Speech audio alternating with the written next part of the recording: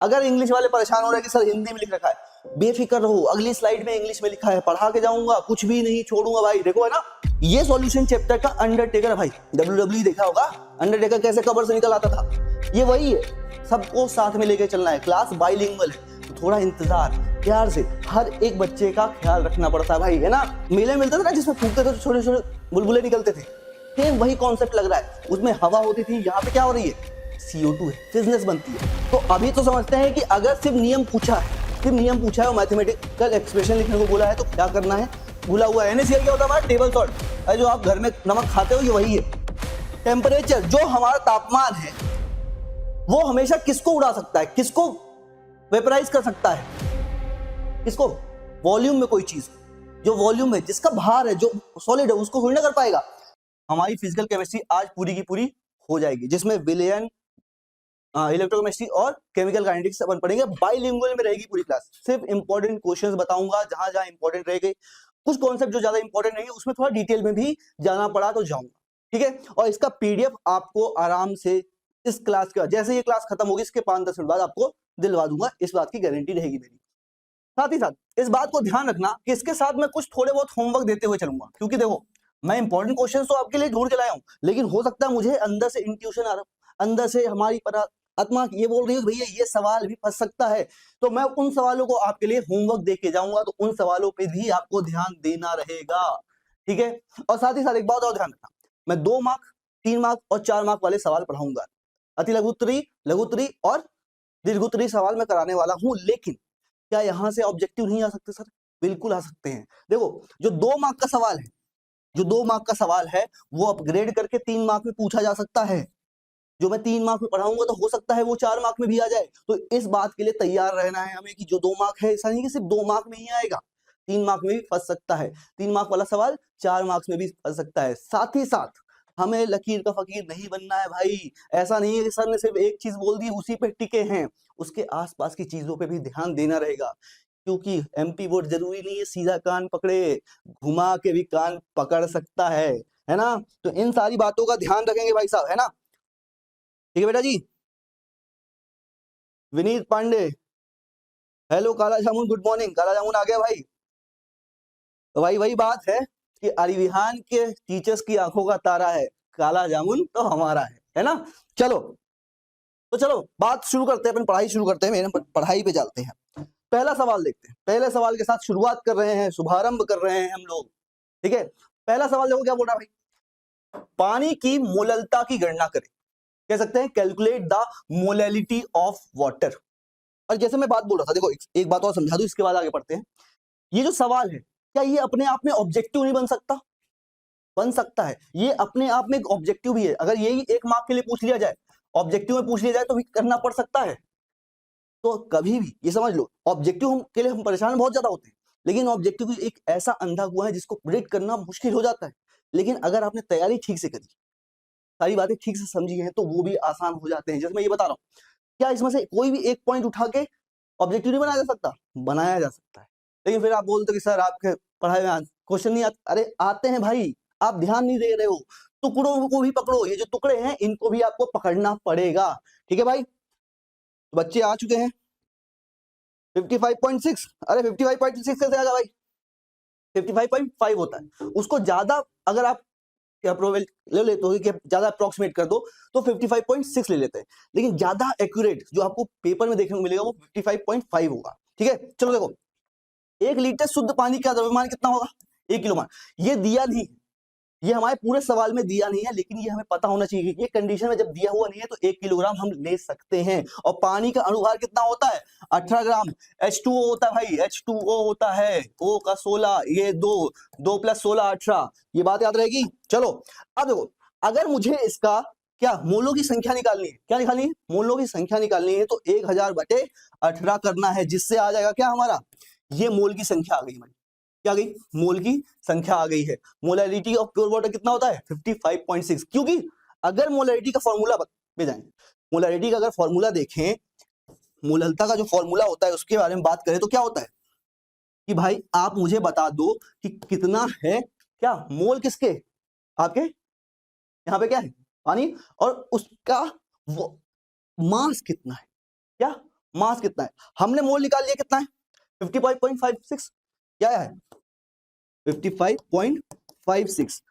Volume कितना है 1 kilogram, कितना है 1 किलोग्राम है, मतलब डायरेक्टली अगर यहां से रख दिया तो आपकी मोललता आ गई, क्या आ गई 55.56। कई बार आपको ये 55.5 भी देखने को मिल सकता है। बोलो बात समझ में आई कि नहीं आई बेटा? चलो, क्या यह बात क्लियर है? देखो ऐसे ही बाइलिंगुअल में अपन पढ़ेंगे, ठीक है, बाइलिंगुअल पढ़ते हुए चलेंगे, हर एक चीज को बाइलिंगुअल पढ़ने की कोशिश हम करेंगे, न्यूमेरिकल भी सॉल्व करेंगे, है ना। चलो बेटा, चलूं, कोई दिक्कत तो नहीं। चलो अगले सवाल में बढ़ते हैं। अगला सवाल देखो क्या बोल रहा है हमारा, अगला सवाल देखो कि मोलरता और मोल प्रभाज को परिभाषित करें। सीधी बात बोल सकता हूं कि ये बोल रहा है मोलरिटी एंड मोल फ्रैक्शन की डेफिनेशन लिखनी है। बेसिकली क्या लिखनी है? मोलरिटी और मोल फ्रैक्शन की डेफिनेशन लिखनी है। अब ये सवाल किस पे है? मोलरिटी और मोल फ्रैक्शन पे है। लेकिन एक छोटा सा होमवर्क लेते चलो मुझसे, ये लो आपका आज की क्लास का पहला होमवर्क, क्योंकि मुझे ये लग रहा है जरूरी नहीं है मोलरिटी और मोल फ्रैक्शन ही पूछे, वो आपसे मोलैलिटी भी तो पूछ सकता है। पीछे हमने इस पे एक सवाल कर लिया है, मोललता पे एक सवाल कर लिया, पर इसकी डेफिनेशन भी पूछ सकता है। इसलिए ये रहा आपका पहला होमवर्क, वो भी आज की क्लास का। फटाफट मुझे कमेंट करके बता दो कि क्या आप ये होमवर्क करोगे कि नहीं करोगे। लिखो फटाफट कि यस सर करेंगे होमवर्क, लिखो भाई, जल्दी करो। ठीक है भाई, चलो आगे बढ़ते इस पे ही। अब पहले बात करते हैं अपन मोलरता, मोलैरिटी की परिभाषा पे, उसके बाद बात करेंगे मोल प्रभाज या कह सकते हैं मोल फ्रैक्शन की परिभाषा पे। अगर इंग्लिश वाले परेशान हो रहे हैं कि सर हिंदी में लिख रखा है, बेफिक्र रहो, अगली स्लाइड में इंग्लिश में लिखा है, पढ़ा के जाऊंगा, कुछ भी नहीं छोड़ूंगा भाई। देखो है ना, देखो मोलरता विलयन की एक सांद्रता इकाई है जिसे विलयन के 1 लीटर में घुले हुए पदार्थ के मोलों की संख्या के रूप में परिभाषित किया जाता है। इसको कौन से टर्म से दर्शाया जाता है? कैपिटल एम से। कभी कंफ्यूज मत होना भाई। देखो मोलरता को हम कैपिटल एम से दर्शाते हैं, वही मोललता को स्मॉल एम से दर्शाते हैं। तो इसका फॉर्मूला क्या होगा? मेन बात तो है फॉर्मूला, यहाँ पे फॉर्मूला नहीं लिखा। फॉर्मूला क्या होगा? जैसे ये देखो, अभी ये सवाल 2 मार्क का था, सवाल 2 मार्क का था, तो सिर्फ हमने क्या किया, उसको परिभाषित किया है। लेकिन अगर ये सवाल 3 मार्क में पहुंच जाता तो हमें इसके साथ साथ उसके फॉर्मूले भी लिखने पड़ते। फॉर्मूला क्या बोलता भाई? Capital M is equals to W B upon W A upon M B upon volume of solvent into 1000 में 1000, इसको ऊपर ले जाओ, उसको नीचे ले। बात क्लियर है? सिंपल सी बात है। जैसे वहां पे हमने मोलैरिटी की बताई थी कि यहाँ पे आपका क्या होने वाला था, W A Y M A upon, यहाँ पे डब्ल्यू बी आ गया था, क्या आया था? डब्ल्यू बी आ गया था। लेकिन वहां पे हम उसका वेट ले लेते हैं, यहाँ पे क्या करते हैं? सॉल्यूशन विलयन का वॉल्यूम लेते हैं। क्या लेते हैं भाई? विलयन का वॉल्यूम लेते हैं। वहीं पे अगर अपन चले मोल प्रभाज में, कह सकते हैं मोल फ्रैक्शन की परिभाषा में, तो यहाँ पे देखो मोल प्रभाज किसी मिश्रण या विलयन के किसी घटक के मोलों की संख्या का मिश्रण में उपस्थित सभी घटकों के कुल मोलों की संख्या के अनुपात होता है। इसे किससे डिनोट किया जाता है? एक्स से डिनोट किया जाता है। अभी आपको ये पता होगा कि एक विलयन में 2 चीजें प्रेजेंट है। कौन? विलेय और विलायक, सोल्यूट और सॉल्वेंट। हमेशा हम विलेय को ए बोल देते हैं और विलायक को बी बोल देते हैं, सॉल्यूट को ए और सॉल्वेंट को बी। तो अगर मुझे मोल फ्रैक्शन निकालना है किसका? विलेय का, तो ऊपर रखेंगे Na मोल्स ऑफ सॉल्यूट या कह सकते हैं विलेय, अपॉन नीचे Na प्लस Nb। और अगर यही XB के लिए निकालना होता तो NB upon Na plus Nb रख दिया जाता। बोलो बातें याद रहेंगी क्या? अब देखो भाई, एक चीज का खास ध्यान रखते हुए चलना है कि अगर मैं कोई चीज हाथ से लिख रहा हूं, वो चीज अगर लिखी हुई ऑलरेडी नहीं है, हाथ से लिख रहा हूं, तो उसके स्क्रीनशॉट लेते हुए चलना, क्योंकि पीडीएफ के टाइप पे ये हट सकता है, इसलिए स्क्रीनशॉट आपको लेते हुए चलना है। बिल्कुल बेटा, ब्लैक हेड बिल्कुल हम इंग्लिश में भी पढ़ाएंगे। ये लो, आ जाओ इधर देखो, ये रहा इंग्लिश लो, ये लो इंग्लिश। किसकी बात कर रहे हैं? मोलैरिटी की बात करेंगे और मोल फ्रैक्शन की बात करेंगे। सिंपल सी बात है। Molarity is a concentration unit that represent the number of moles of solute dissolved in 1 litre of solution. कितने सोल्यूट डिसॉल्व्ड है कितने में? 1 लीटर सॉल्यूशन में। अगर यही क्या होता? आपकी मोलैलिटी होती। मोलैलिटी होती तो थोड़ी सी बात डिफरेंस हो जाती। क्या होता? Molality is a concentration unit that represent the number of moles of solute dissolved in 1 kilogram of solvent.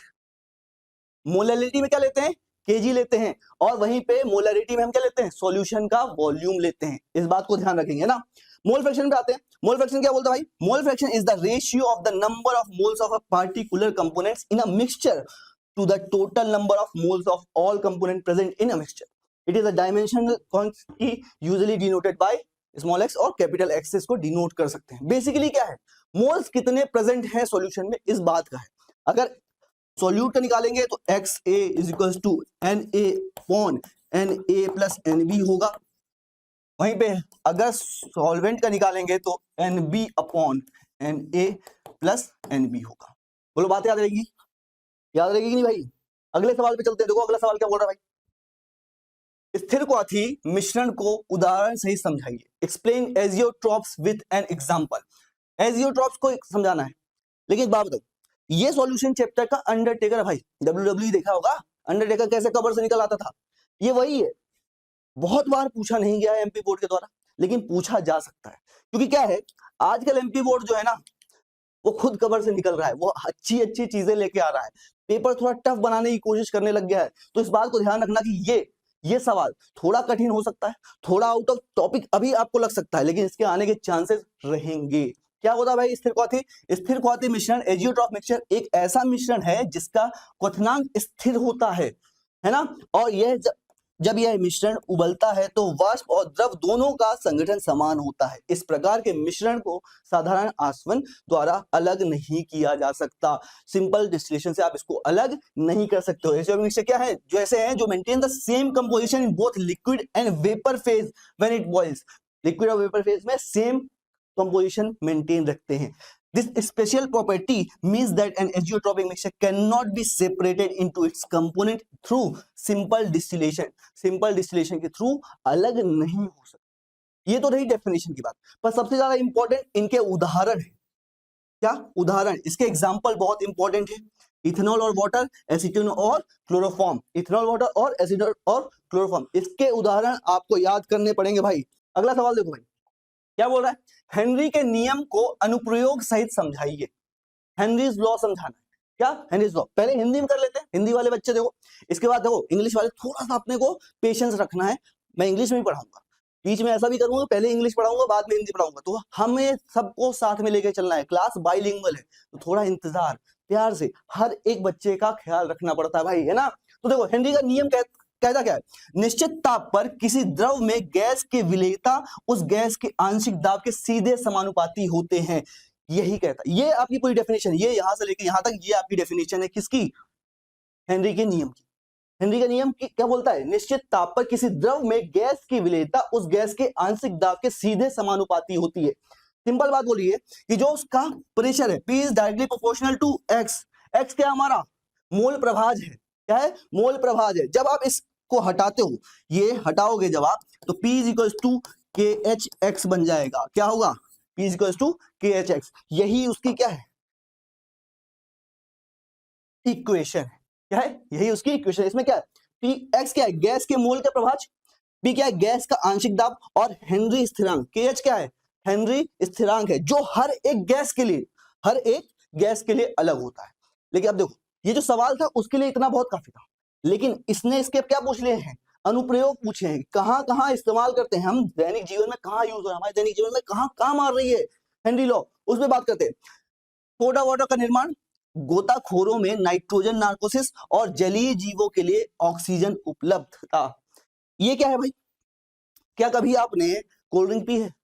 अरे पी होगी, घर पे लाते हो, सबसे पहला मजा यही आता है, उसको थोड़ा सा शेक करके छोड़ दो, क्या होता है? वो बना के फिजनेस बनाता है, उसके बहुत ज्यादा बाहर फेंकने लग जाती है। वो क्यों फेंक पाती है? उसका रीजन ये, सोडा, कोला और अन्य कार्बोनेटेड पेय पदार्थ में CO2 गैस को उसमें क्या किया गया है? डिसॉल्व किया गया है। जब बोतल खोली जाती है तो दाब कम होने के कारण हेनरी के नियम के अनुसार CO2 की विलेयता घट जाती है और गैस बुलबुले के रूप में बाहर निकलती है। ये बात क्लियर है? देखो सिंपल सी बात है, ये आपकी बोतल थी, मानो, अरे बोतल नहीं लग रही यार, ये तो ये आपकी कोला की बोतल थी, इसमें क्या है? पानी था, उसके अंदर क्या मिलाई गई थी? CO2 मिलाई गई थी, हाई प्रेशर में दबा के बंद की गई थी। जब आपने इसको खोला तो इसका दाब कम हो गया, इस पे लगने वाला दाब कम हो गया, ये बाहर भागना चाहती है। क्या? बाहर भागना चाहती है। लेकिन क्या पानी आसानी से जान देगा? वो बोलेगा नहीं भाई, इतनी आसानी से नहीं। तो जैसे आपने कभी वो मेले में मिलता था ना जिसमें फूकते थे तो छोटे छोटे बुलबुले निकलते थे, सेम वही कॉन्सेप्ट लग रहा है। उसमें हवा होती थी, यहाँ पे क्या हो रही है? CO2 है, फिजनेस बनती है। और यही सेम चीज देखने को मिलती है गोताखोरी में, नाइट्रोजन नार्कोसिस। जो गोताखोर होते हैं वो अपने सिलेंडर में क्या लेके जाते हैं? नाइट्रोजन। क्यों नाइट्रोजन क्यों ले जाते हैं? बेटा देखो, हवा चाहिए उनको, सांस लेने के लिए हवा चाहिए। लेकिन आपको ये पता होनी चाहिए कि हमारे आसपास भी जो हवा है ना, उसमें ज्यादा परसेंटेज किसका है? नाइट्रोजन का है। किसका है? नाइट्रोजन का है। तो वो जब उसको रखते हैं अपने टैंक में और जब नीचे जाते हैं तो वहां पे क्या है? प्रेशर बढ़ रहा है, दाब बहुत ज्यादा हो जाता है। तो इसकी वजह से नाइट्रोजन हमारी बॉडी में घुलने लग जाती है। पर बाहर क्यों नहीं घुल रही थी? बाहर इसलिए नहीं घुल रही थी कि बाहर इतना दाब नहीं है। जब इतना दाब नहीं है, हमारे ऊपर इतना दाब नहीं पड़ रहा है, तो नाइट्रोजन घुल नहीं रही, तो बाहर निकल रही। लेकिन अगर जब वो हमारी मसल्स में, हमारी बॉडी में एब्जॉर्ब होने लगती है तो वो डेथ कॉज कर सकती है। इसी को हम क्या बोल देते हैं? नार्कोसिस। ठीक है भाई। जलीय जीवों के लिए ऑक्सीजन उपलब्धता, जल के तापमान बढ़ने पर हेनरी स्थिरांक घटता है, जिससे ऑक्सीजन की विलेयता कम हो जाती है। गर्म जल में मछलियों को ऑक्सीजन की कमी का सामना करना पड़ता है। ठीक है भाई। चलो अब आओ अपने इंग्लिश वाले बच्चों को भी थोड़ा ध्यान दे दे। इसके बाद मैं आपके कुछ और कमेंट्स लूंगा, बात करेंगे हम आपसे। हेनरीज लॉ क्या बोल रहा है भाई? Henry's law state that at a constant temperature the amount of a gas dissolved in a liquid is directly proportional to the partial pressure of that gas above the liquid. कैसे denote करते हैं? P is equals to KHX, क्योंकि हमारी definition ने यही बोला था कि pressure is directly proportional to X। X क्या है? हमारा मोल फ्रैक्शन है। क्या है? मोल फ्रैक्शन है। जब आप इसको हटाओगे तो एक कांस्टेंट लगेगा KHX, और इस KH को ही हम क्या बोल देते हैं? हेनरीज कांस्टेंट बोल देते हैं। बोलो बात क्लियर है भाई? बात क्लियर है कि नहीं क्लियर है? तो P क्या है? हमारा पार्शियल प्रेशर है, KH क्या है? हेनरीज कांस्टेंट है, और X क्या है? मोल फ्रैक्शन है, मोल प्रवाह है। ठीक है भाई। चलिए आओ अगले सवाल पे चलते हैं। चलो आओ बेटा। तो ये थे, ये देखो इंग्लिश वाले बच्चों, application carbonated beverages, scuba diving and decompression sickness, और at last oxygen transport in blood. ठीक है भाई। चलो अब आगे बढ़ते हैं और अगले सवाल को लेते हैं अपन। और अगला सवाल देखो हमारा क्या बोल रहा है?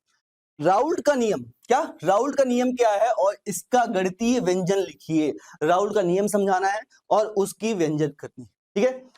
What is Raoult's law? Right it's mathematical expression. अब अगर 2 मार्क का सवाल है तो डेफिनेशन लिखो, सिर्फ डेफिनेशन लिखो और उसके साथ क्या कर दो? मैथमेटिकल एक्सप्रेशन कर दो। लेकिन अगर हो सकता है इस मैथमेटिकल एक्सप्रेशन को डिराइव करने के लिए भी तो आ सकता है। तो अभी तो समझते हैं कि अगर सिर्फ नियम पूछा है, सिर्फ नियम पूछा है और मैथमेटिकल एक्सप्रेशन लिखने को बोला है तो क्या करना है। पर अगर डेरिवेशन आए तो वो भी पढ़ाऊंगा, है ना।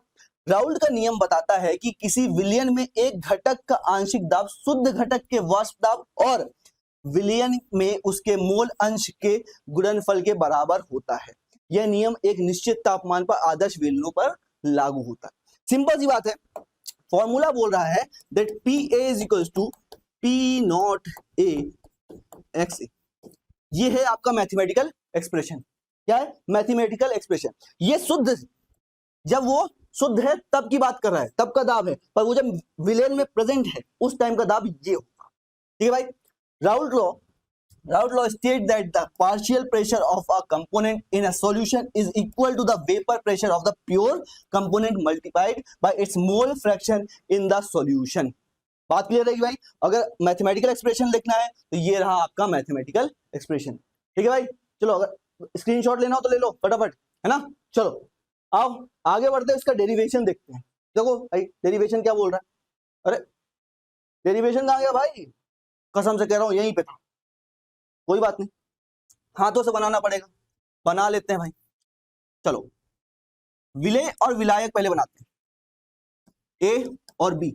मैंने आपको पहले ही बताया था, ए जो बोलते हैं हम वो सॉल्यूट को बोल सकते हैं, या कह सकते हैं विलेय को बोल सकते हैं। बी हमारा किसको रहेगा? सॉल्वेंट रहेगा, या कह सकते हैं विलायक रहेगा। हाँ है ना।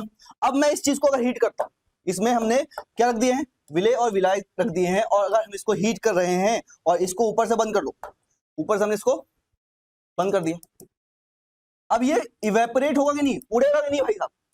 वाष्प बन के उड़ेगा। तो ये इस पे जाके क्या लगाएगा? दाब लगाएगा, वाष्प दाब लगाएगा। हाँ है ना। तो जो ये दाब लगा रहा होगा, क्योंकि इस वाले में सिर्फ और सिर्फ क्या है, ए प्रेजेंट, इस वाले में सिर्फ और सिर्फ क्या प्रेजेंट है, बी प्रेजेंट है, तो यहां पे दाब होगा पी नॉट ए, यहां पे क्या होगा पी नॉट पी। क्या बात क्लियर है? क्या कोई दिक्कत, कोई परेशानी? लेकिन अगर मैं इन दोनों को साथ में रख दूं, अब इन दोनों को साथ में रख देता हूं, यहाँ ए भी प्रेजेंट है और बी भी प्रेजेंट है, मतलब मैंने इसका क्या बना दिया है, विलियन बना दिया है। और अगर अब मैं इसको हीट करता हूं, अब इसको नीचे से तापमान देता हूं बहुत ज्यादा, तो ए भी अपना दाब लगाएगा और बी भी अपना दाब लगाएगा। लेकिन फर्क क्या रहेगा, यहाँ पे ये अकेले अकेले थे, तो जो भी दाब था इनका खुद का था, लेकिन यहाँ पे अकेले अकेले नहीं रहे, एक दूसरे को परेशान भी करेंगे, मतलब दाब थोड़ा घट जाएगा, ए का पी ए आएगा, बी का पी बी आएगा। बोलो बात क्लियर है? यहां तक तो बात क्लियर है ना भाई? कोई दिक्कत, कोई परेशानी? कितने टाइम तक बेटा? 2 घंटे, ज्यादा से ज्यादा 2 घंटे, 2-2.5 घंटे करेंगे अपन, है ना? ज्यादा नहीं बढ़ेंगे। चलो भाई, क्या ये बात क्लियर है? कोई परेशानी, कोई दिक्कत? लेकिन यहाँ पे वो अकेले थे, यहाँ पे वो साथ में है, मतलब कि यहां से ये बात तो ये क्लियर हो गई है कि पी नॉट ए ज्यादा होगा पी ए से। क्यों? क्योंकि वहां पे इसको परेशान करने वाला कोई नहीं था, लेकिन ए को यहाँ पे परेशान करने वाले हैं। क्या ये बात याद रहेगी? है ना? ठीक है भाई। अब हमें ये पता है कि हेनरीज लॉ क्या बोलता है। हेनरीज लॉ ने क्या बोला था भाई? That P is directly proportional to X, P is equals to KHX।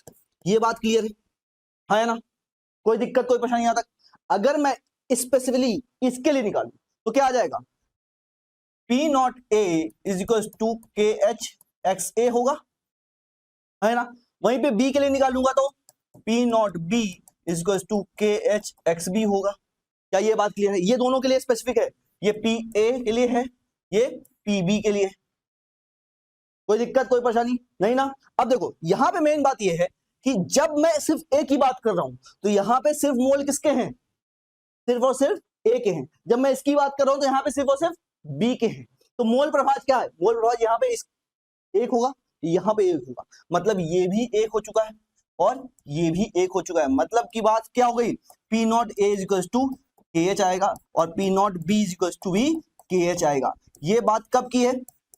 जब वो अकेले अकेले थे। लेकिन हमें तो बात करनी है साथ में, हमें विलियन की बात करनी है। अगर यहां पे बात करता हूं तो यहाँ पे पी ए इनके साथ है, अरे हाँ या ना? तो अगर यहां पे बात की जाए तो P A will be equals to K H X A. याद रखना भैया, पी नॉट ए शुद्ध जल का है, यहाँ पे ये शुद्ध नहीं है, इस बात को ध्यान रखना है ना? तो P A equals to K H, और के एच अभी मैंने निकाला है किसके बराबर है? पी नॉट ए के बराबर है। मतलब ये उठा के यहां रख दो, आंसर आ जाएगा आपका P A equals to P A naught X A. अगर हमने पी ए का निकाल लिया तो क्या पी ए पीबी का नहीं निकाल सकते? पीबी का भी निकाल सकते हो सेम फॉर्म में, let PB is equals to K H X B. हाँ है ना? यहां से K H is equals to PB, यहां से उठा के यहां रख दो, PB will equals to K H,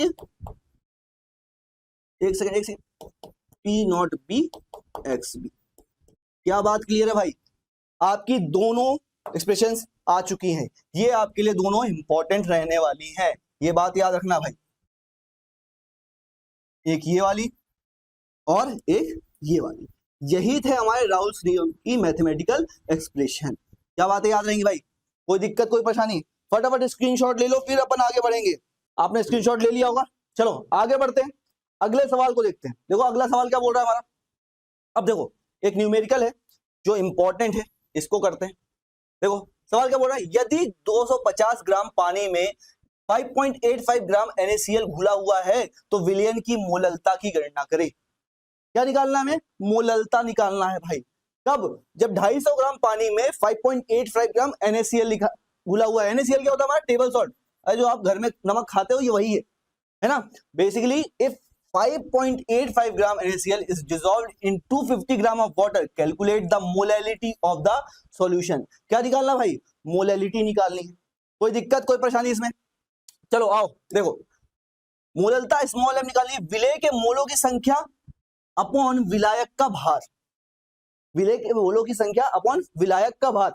तो NaCl के पहले मोल निकाल लेंगे, है ना? तो सबसे पहले पहला काम आपका इसका मोलर मास निकालने का, इसका मोलर द्रव्यमान निकालने का। तो आपको ये बात तो याद होनी चाहिए थी कि Na का 23 होता है और Cl का 5 होता है, जो मिलके कितना बनता है 58.5। कितना मिल जाएगा 58.5। आपको मोलर द्रव्यमान मिल चुका है, लेकिन क्या इतने से हमारा काम होगा? हमारा फॉर्मूला ये बोलता है कि विलेय के मोलों की संख्या, मोल्स ऑफ सॉल्यूट निकालने। भाई क्या निकालने हैं? मोल्स ऑफ सॉल्यूट निकालने हैं। वो कैसे निकलेगा? जब आप इस द्रव्यमान को क्या करोगे, ये वाली बात 5.85 अपॉन 58.5 डिवाइड करोगे, क्योंकि ये हमें दिया हुआ, ये भार हमें दिया हुआ, डिवाइड मोलर द्रव्यमान। तो आपका आंसर देखो कितना आने वाला है 0.1 मोल। अब अगर किसी बच्चे को सवाल ये आ रहा है कि सर कैसे आया, इधर देखो 5.85 अपॉन 58.5, पॉइंट हटा दो, ये ऊपर जाएगा, एक कम हो जाएगा, ऊपर -1 बचेगा, ये कट गया 10 की पावर -1 कितना होगा 0.1। कितना आया मोल? कितना आया हमारा 0.1 मोल आया। क्या आ गया भाई 0.1 मोल आ गया। इंग्लिश वाले बच्चे समझ में आ गया, सिंपल सी बात है। मोलर मास आपको पता है कितना है, 23 होता है Na का, 35.5 होता है Cl का, मिलकर कितना बन जाएगा 58.5। जब आप इसके मोल्स निकालोगे 5.85 ग्राम डिवाइडेड बाय 58.5, आपकी वैल्यू आ जाएगी 0.1 मोल। कितनी आ जाएगी 0.1 मोल। अब देखो, अब मेन बात शुरू हो रही है, अब हमें कैलकुलेट करना है मोलरता। अभी तक हमने वो सारा सामान इकट्ठा किया है जिसकी वजह से हम क्या सॉल्व कर पाए, अपनी मोलरता को निकाल पाए। अब फॉर्मूला लगाते हैं तरीके से। अब पानी की मात्रा कितनी है 250 ग्राम, क्या है 250 ग्राम, इसको 0.25 kg भी लिखा जा सकता है। क्या लिखा जा सकता है 0.25 kg भी लिखा जा सकता है। अब देखो विलेय के मोलों की संख्या 0.1 आ गई, पानी की मात्रा कितनी आ गई 0.25, डिवाइड कर दो 0.1 अपॉन 0.25, आपका आंसर आ जाएगा क्या 0.1 अपॉन 0.25। आंसर कितना आएगा भाई 0.4। कितना आएगा 0.4 आएगा। तो ये बात क्लियर है। अगर देखो हम ऐसे भी सॉल्व कर सकते हैं। इसका दूसरा तरीका देखो, मेन है बात दूसरा तरीका भी जानने की। हमें ये पता है मोलैलिटी या कह सकते हैं मोललता का जो फॉर्मूला मैंने आपको बताया था कि small m is equal to WA upon MA upon WB, weight of solute divided by molar mass of solute upon given weight of solvent. देखो ये कितना दिया हुआ था 5.85 दिया हुआ था, ये देखो 5.85 डायरेक्टली रख दो 5.85 अपॉन में हमें क्या दिया हुआ था, आपने जो द्रव्यमान निकाला मोलर मास निकाला 58.5 वो रख दो। अब हमें दिया हुआ था 250 ग्राम, कितना दिया हुआ था 250 ग्राम दिया हुआ था। अगर 250 ग्राम दिया हुआ है तो डिवाइड करना पड़ेगा 1000 से। बात क्लियर है भाई, कोई दिक्कत? जब आप इसको डायरेक्टली पूरा सॉल्व कर दोगे तो आपका अगेन आंसर कितना आएगा सिंपल 0.4। तो एक सिंपल तरीका था जिसमें आप हर एक चीज तरीके से लिखते हुए चलो, आप वैसे भी सॉल्व कर सकते थे, आप डायरेक्टली फॉर्मूला भी लगा सकते थे, आप डायरेक्टली फॉर्मूला भी लगा सकते थे भाई, है ना। चलो भाई अगला सवाल देखो भाई क्या बोल रहा है। अरे गड़बड़ हो रही है, ये वही बात है पिछले वाले सवाल की। चलो अगला सवाल हमारे लघु उत्तरी में, ठीक है। हम 2 मार्क के सवालों को करना शुरू कर चुके हैं भाई, है ना। 2 मार्क के सवालों को करना शुरू कर चुके हैं, उन पे बात देखो। अनुसंख्यक गुणधर्म को परिभाषित कीजिए। कॉलिगेटिव प्रॉपर्टीज, क्या कॉलिगेटिव प्रॉपर्टीज। और इस बात को ध्यान रखना ये टोटल है 4, कितनी है 4 हैं, 1 2 3 और 4, और इन चारों में से एक तो आएगा ही आएगा, इसको स्टार मार्क कर लो, 5 सितारे लगा दो भाई, इसमें से एक तो बनेगा ही बनेगा। या तो आपसे अनुसंख्यक गुणधर्म की परिभाषा ही पूछ लेगा, या इनमें से 4 के एक को बताने को बोल देगा, और हम समझेंगे अभी हर एक को समझेंगे, तरीके से लेंगे ना। और देखो अनुसंख्यक गुणधर्म क्या होते हैं, पहले ये बात समझते हैं। अनुसंख्यक गुणधर्म वे भौतिक गुणधर्म है जो विलायक में उपस्थित विलेय के अणुओं की संख्या पर निर्भर करते हैं, ना कि विलेय के प्रकार पे। ये क्या बात हुई सर? देखो सिंपल सी बात याद रखना, जो अनुसंख्यक गुणधर्म है वो विलेय की संख्या पे डिपेंड करता है, विलायक की संख्या पे डिपेंड नहीं करता। हमेशा कई बार मैंने एमसीक्यू देखा है, फिल इन द ब्लैंक देखा कि वो पूछता है कि अनुसंख्यक गुणधर्म किस बात पे डिपेंड करता है, किस बात पे क्या करता है, निर्भर करता है। किस पे निर्भर करता है, इस बात को ध्यान रखेंगे। देखो विलेय के अणुओं की संख्या पे, या इन अदर वर्ड और दूसरी भाषा में बोल दूं तो विलेय की सांद्रता पे, किस पर डिपेंड करता है? सांद्रता पे डिपेंड करता है, कंसंट्रेशन पे डिपेंड करता है, किसके? सॉल्यूट के। अब चार होते हैं, वाष्प दाब में अवनमन, क्वथनांक में उन्नयन, हिमांक में अवनमन और परासरण दाब। इंग्लिश में बोल दूं तो relative lowering of vapour pressure,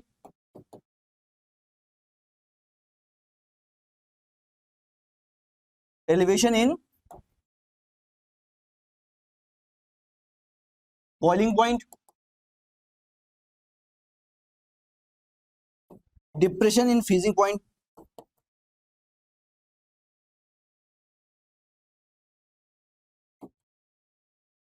और ऑस्मोटिक प्रेशर। क्या बातें याद रहेंगी? अरे याद रहेंगी नहीं भाई, ये चारों में वो आपको पढ़ना है।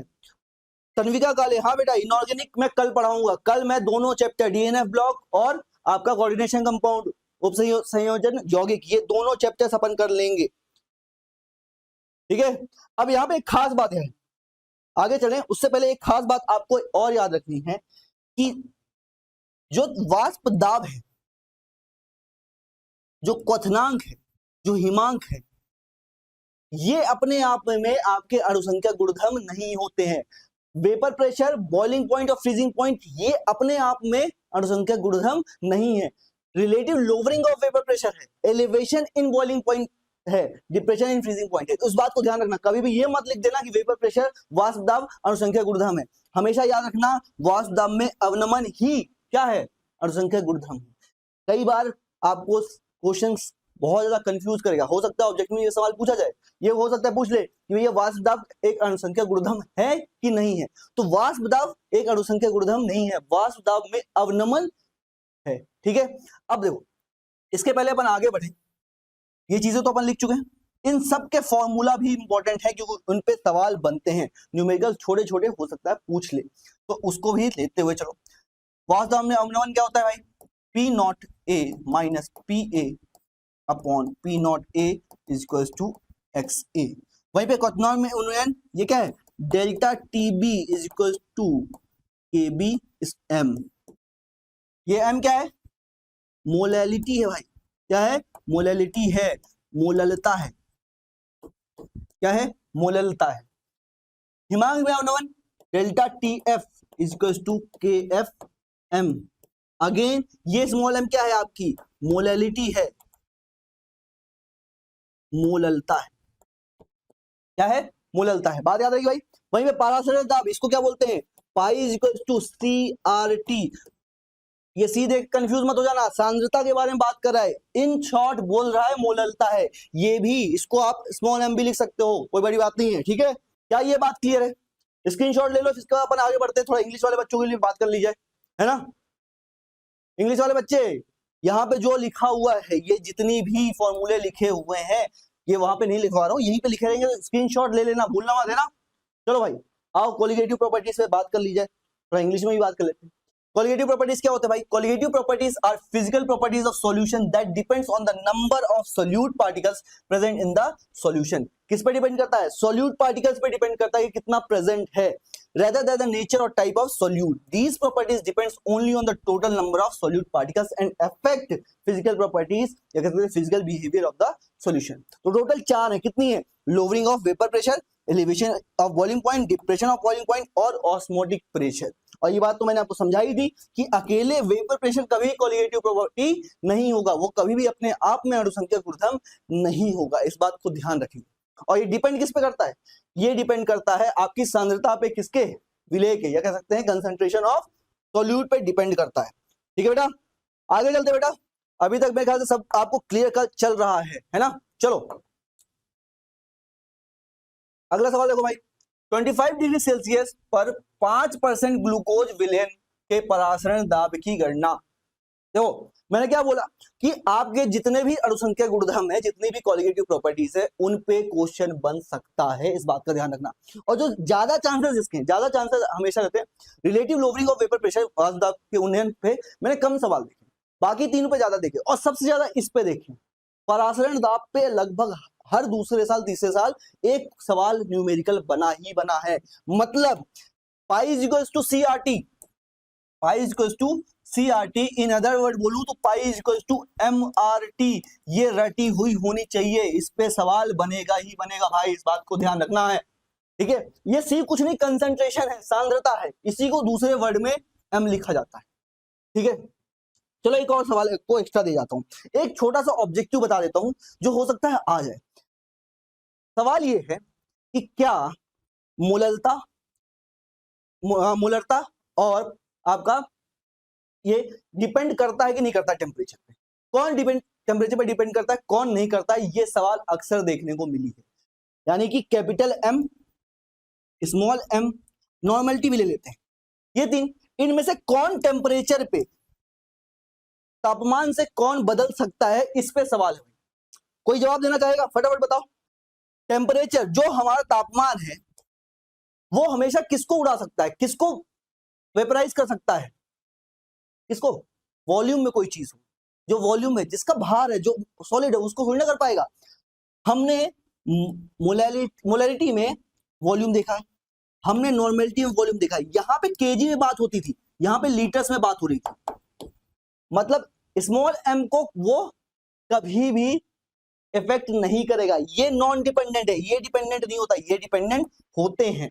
m और n, कई बच्चों ने m तो लिखा, पर कई बच्चों ने n को, बहुत सारे बच्चों ने n को नजरअंदाज कर दिया, पर n भूलना मत बेटा, नॉर्मेलिटी भी डिपेंड करती है। क्या, नॉर्मेलिटी भी डिपेंड करती है, सिर्फ आपकी मोललता या कह सकते हैं मोलैलिटी डिपेंड नहीं करती है, ठीक है बेटा। चलो भाई आओ सवाल को करते हैं, मेन इंपॉर्टेंट सवाल है। मैंने ये तो आपको बता दिया कि पाई इक्वल्स टू CRT आपके लिए इंपॉर्टेंट हो चुका है, या कह सकते हैं पाई इक्वल्स टू MRT। सवाल को करना कैसे है, देखो लगभग हर एक चीज इसमें दी हुई है, आपको टेम्परेचर दिया हुआ है, आपको तापमान दिया हुआ है, आपको ये बताया गया है कि ग्लूकोज कितना प्रेजेंट है, आपको ये भी बताया गया, साथ ही साथ ग्लूकोज का अणुभार, उसका मोलर मास भी दे दिया गया है कि 180 होता है, और R की वैल्यू भी दे रखी है कि 0.0821, ठीक है। सिंपल सी बात है, इधर जितनी बात लिखी हुई है सब गिवन, देखो क्योंकि क्या है, लिखने का तरीका ये होता है ना, जो बोर्ड की कॉपी है उसमें लिखने का तरीका है कि उसको बताना पड़ता है, जो आपका कॉपी चेक कर उसको बताना पड़ता है कि हाँ सर मुझे जो है ना क्वेश्चन में ये चीज दी हुई थी, तो ये बताना बिल्कुल मत भूलना, क्योंकि मैं हमेशा एक बात कहता हूँ कि जो आपके बोर्ड के ये जो एग्जामिनर जो चेक करते हैं कॉपीज ना, ये भाई साहब कब कौन सा गुस्सा निकाल दे भरोसा नहीं रहता है ना, क्या पता बीवी से लड़ गया हो आदमी, पूरा पूरा गुस्सा आपकी कॉपी पे निकाल दे, है ना, अगर गलती से खाना नहीं मिला तो पूरे गुस्से निकाल देगा भाई। तो इन सब चीजों से बच के चलना है कि वो आपकी नोटबुक जब भी वो आपकी नोटबुक देखे तो उसको खुशी ही होनी चाहिए कि हाँ बच्चे ने हर एक चीज लिखी है। तो न्यूमेरिकल में पहली चीज आपको ये लिखनी है कि सवाल में दिया क्या क्या था। देखो 5% विलियन का अर्थ है 100 mn विलियन में 5 ग्राम ग्लूकोज। क्या 5% विलियन का अर्थ क्या है कि 100 ग्राम, अरे हाँ 100 ग्राम विलियन में 5 ग्राम ग्लूकोज, मतलब कि 1000 ml में कितना होगा 50 ग्राम ग्लूकोज होगा, कितना होगा 50 ग्राम ग्लूकोज होगा। अब पहली बात, अगर मुझे मोलैलिटी निकालनी है तो मुझे क्या पता होना चाहिए, उसका अणुभार पता होना चाहिए, द्रव्यमान पता होना चाहिए, बेसिकली मोलों की संख्या की जानकारी होनी चाहिए। मोलों की संख्या की जानकारी कैसे होगी, जब मैं द्रव्यमान दिए हुए द्रव्यमान को अणुभार से डिवाइड कर दूंगा। क्या मैंने 50 ग्राम ग्लूकोज निकाल लिया, 50 ग्राम डिवाइडेड बाय 180 कितना आया 0.278 मोल, कितना आया 0.278 मोल। बेसिकली आपकी क्या आ चुकी है, मोलरता आ चुकी है, क्या चुकी है, मोलरता आ चुकी है 0.2778, ठीक है। टेम्परेचर आपको दिया हुआ था, अब हमें दिया हुआ था सेल्सियस में, और हम न्यूमेरिकल भी यूज करते हैं किसमें, केल्विन में, मतलब कि 273.15 उसमें प्लस करना पड़ेगा, बेसिकली 298 हो जाएगा। अगर इसको 0.15 को आप नेग्लेक्ट भी कर देते हो तो भी कोई बड़ी बात नहीं रहेगी, 273 तो प्लस करना ही पड़ेगा। अब मुझे फॉर्मूला पता है कि पाई इक्वल्स टू CRT, या कह सकते हैं पाई इक्वल्स टू MRT होता है, हर एक बात यहां से मुझे पता है। मुझे सिर्फ क्या निकालना है, परासरण दाब निकालना है। M मैंने निकाल लिया है 0.278, बिल्कुल सर। R की वैल्यू मुझे दी हुई थी 0.021, और टेम्परेचर भी तो निकाल लिया भाई, कैसे 25 डिग्री सेल्सियस था, उसमें 273 प्लस कर दिया, ये आपका आ गया 298। तीनों को मल्टीप्लाई करना। अब हाँ इतनी मेहनत तो करनी पड़ेगी भाई, तो आपका आंसर कितना आ रहा है 6.81 ATM। बातें आसान हो रही कि नहीं हो रही भाई, जल्दी करो फटाफट, कोई दिक्कत कोई परेशानी हो तो बता दो अभी भी।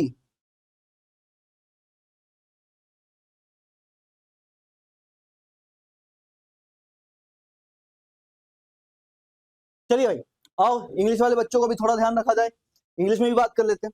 देखो कोई बात बदलने वाली नहीं, लगभग सेम है, हर एक बात बिल्कुल डिट्टो सेम रहेगी। क्या करना है, 5% सोल्यूशन मतलब 5 ग्राम ग्लूकोज कितने में, 100 ml ऑफ सोल्यूशन में, मतलब 1 लीटर में 50 ग्राम ग्लूकोज हो जाएगा। कितना हो जाएगा, 50 ग्राम ग्लूकोज। बात क्लियर है, यहां तक कोई परेशानी बता दो मुझे। अब देखो मेन बात ये है कि मुझे मोलैलिटी निकालनी है तो नंबर ऑफ मोल्स निकालने पड़ेंगे। क्या, नंबर ऑफ मोल्स निकालने पड़ेंगे, मतलब mass by molecular weight. Number of moles कितना आएगा, 50 ग्राम बाय 180। आंसर आपका आ जाएगा 0.278। कितना, 0.278। और क्योंकि हम बात कर रहे थे 1000 ml की, तो यही आंसर हो जाएगा डायरेक्टली हमारा क्या, मोलैलिटी का। कोई दिक्कत। अब डायरेक्टली कुछ भी नहीं करना, आपको टेम्परेचर पता करना है। टेम्परेचर 25 डिग्री सेल्सियस दिया हुआ था, उसमें आपको 273 प्लस कर देना, आपका केल्विन में टेम्परेचर आ जाएगा 298 केल्विन। अब डायरेक्टली फॉर्मूला रखो, पाई इक्वल टू mRT, हर एक वैल्यू तरीके से पुट करो, आपका आंसर आ जाएगा 6.81 ATM। कोई दिक्कत, कोई परेशानी। आइए अब देखते हैं अगला सवाल जो कि है डिफरेंस। अभी पीछे एक बच्चे ने बोला था सर डिफरेंसेस कराओगे नहीं कराओगे, बिल्कुल कराएंगे भाई, बिल्कुल कराएंगे। अब देखो पूरे सॉल्यूशन में 2 टाइप के डिफरेंसेस ज्यादा जरूरी हो जाते हैं। अगर आप मोलैरिटी और मोलैलिटी को भी, मोलरता और मोलरता को भी ले लो तो 3 हो जाते हैं। लेकिन ये दूसरा है जो सबसे ज्यादा इंपॉर्टेंट है, आदर्श और अनादर्श विलयनों में अंतर, difference between ideal and non ideal solution. अब जब मैं बहुत बड़ी बड़ी क्लासेस लेता हूँ ना, जब मैं एक चैप्टर 10 घंटे में पढ़ाता हूँ, यही एक चैप्टर मैंने 10 घंटे में पढ़ा है, लेकिन हमारे पास उतना समय तो नहीं है भाई, है ना।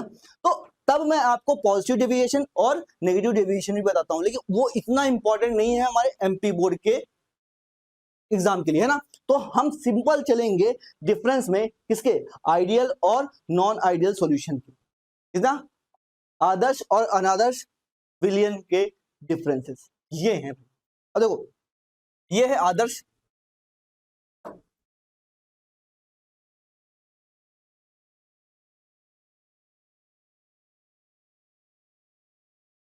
और ये है आइडियल और नॉन आइडियल,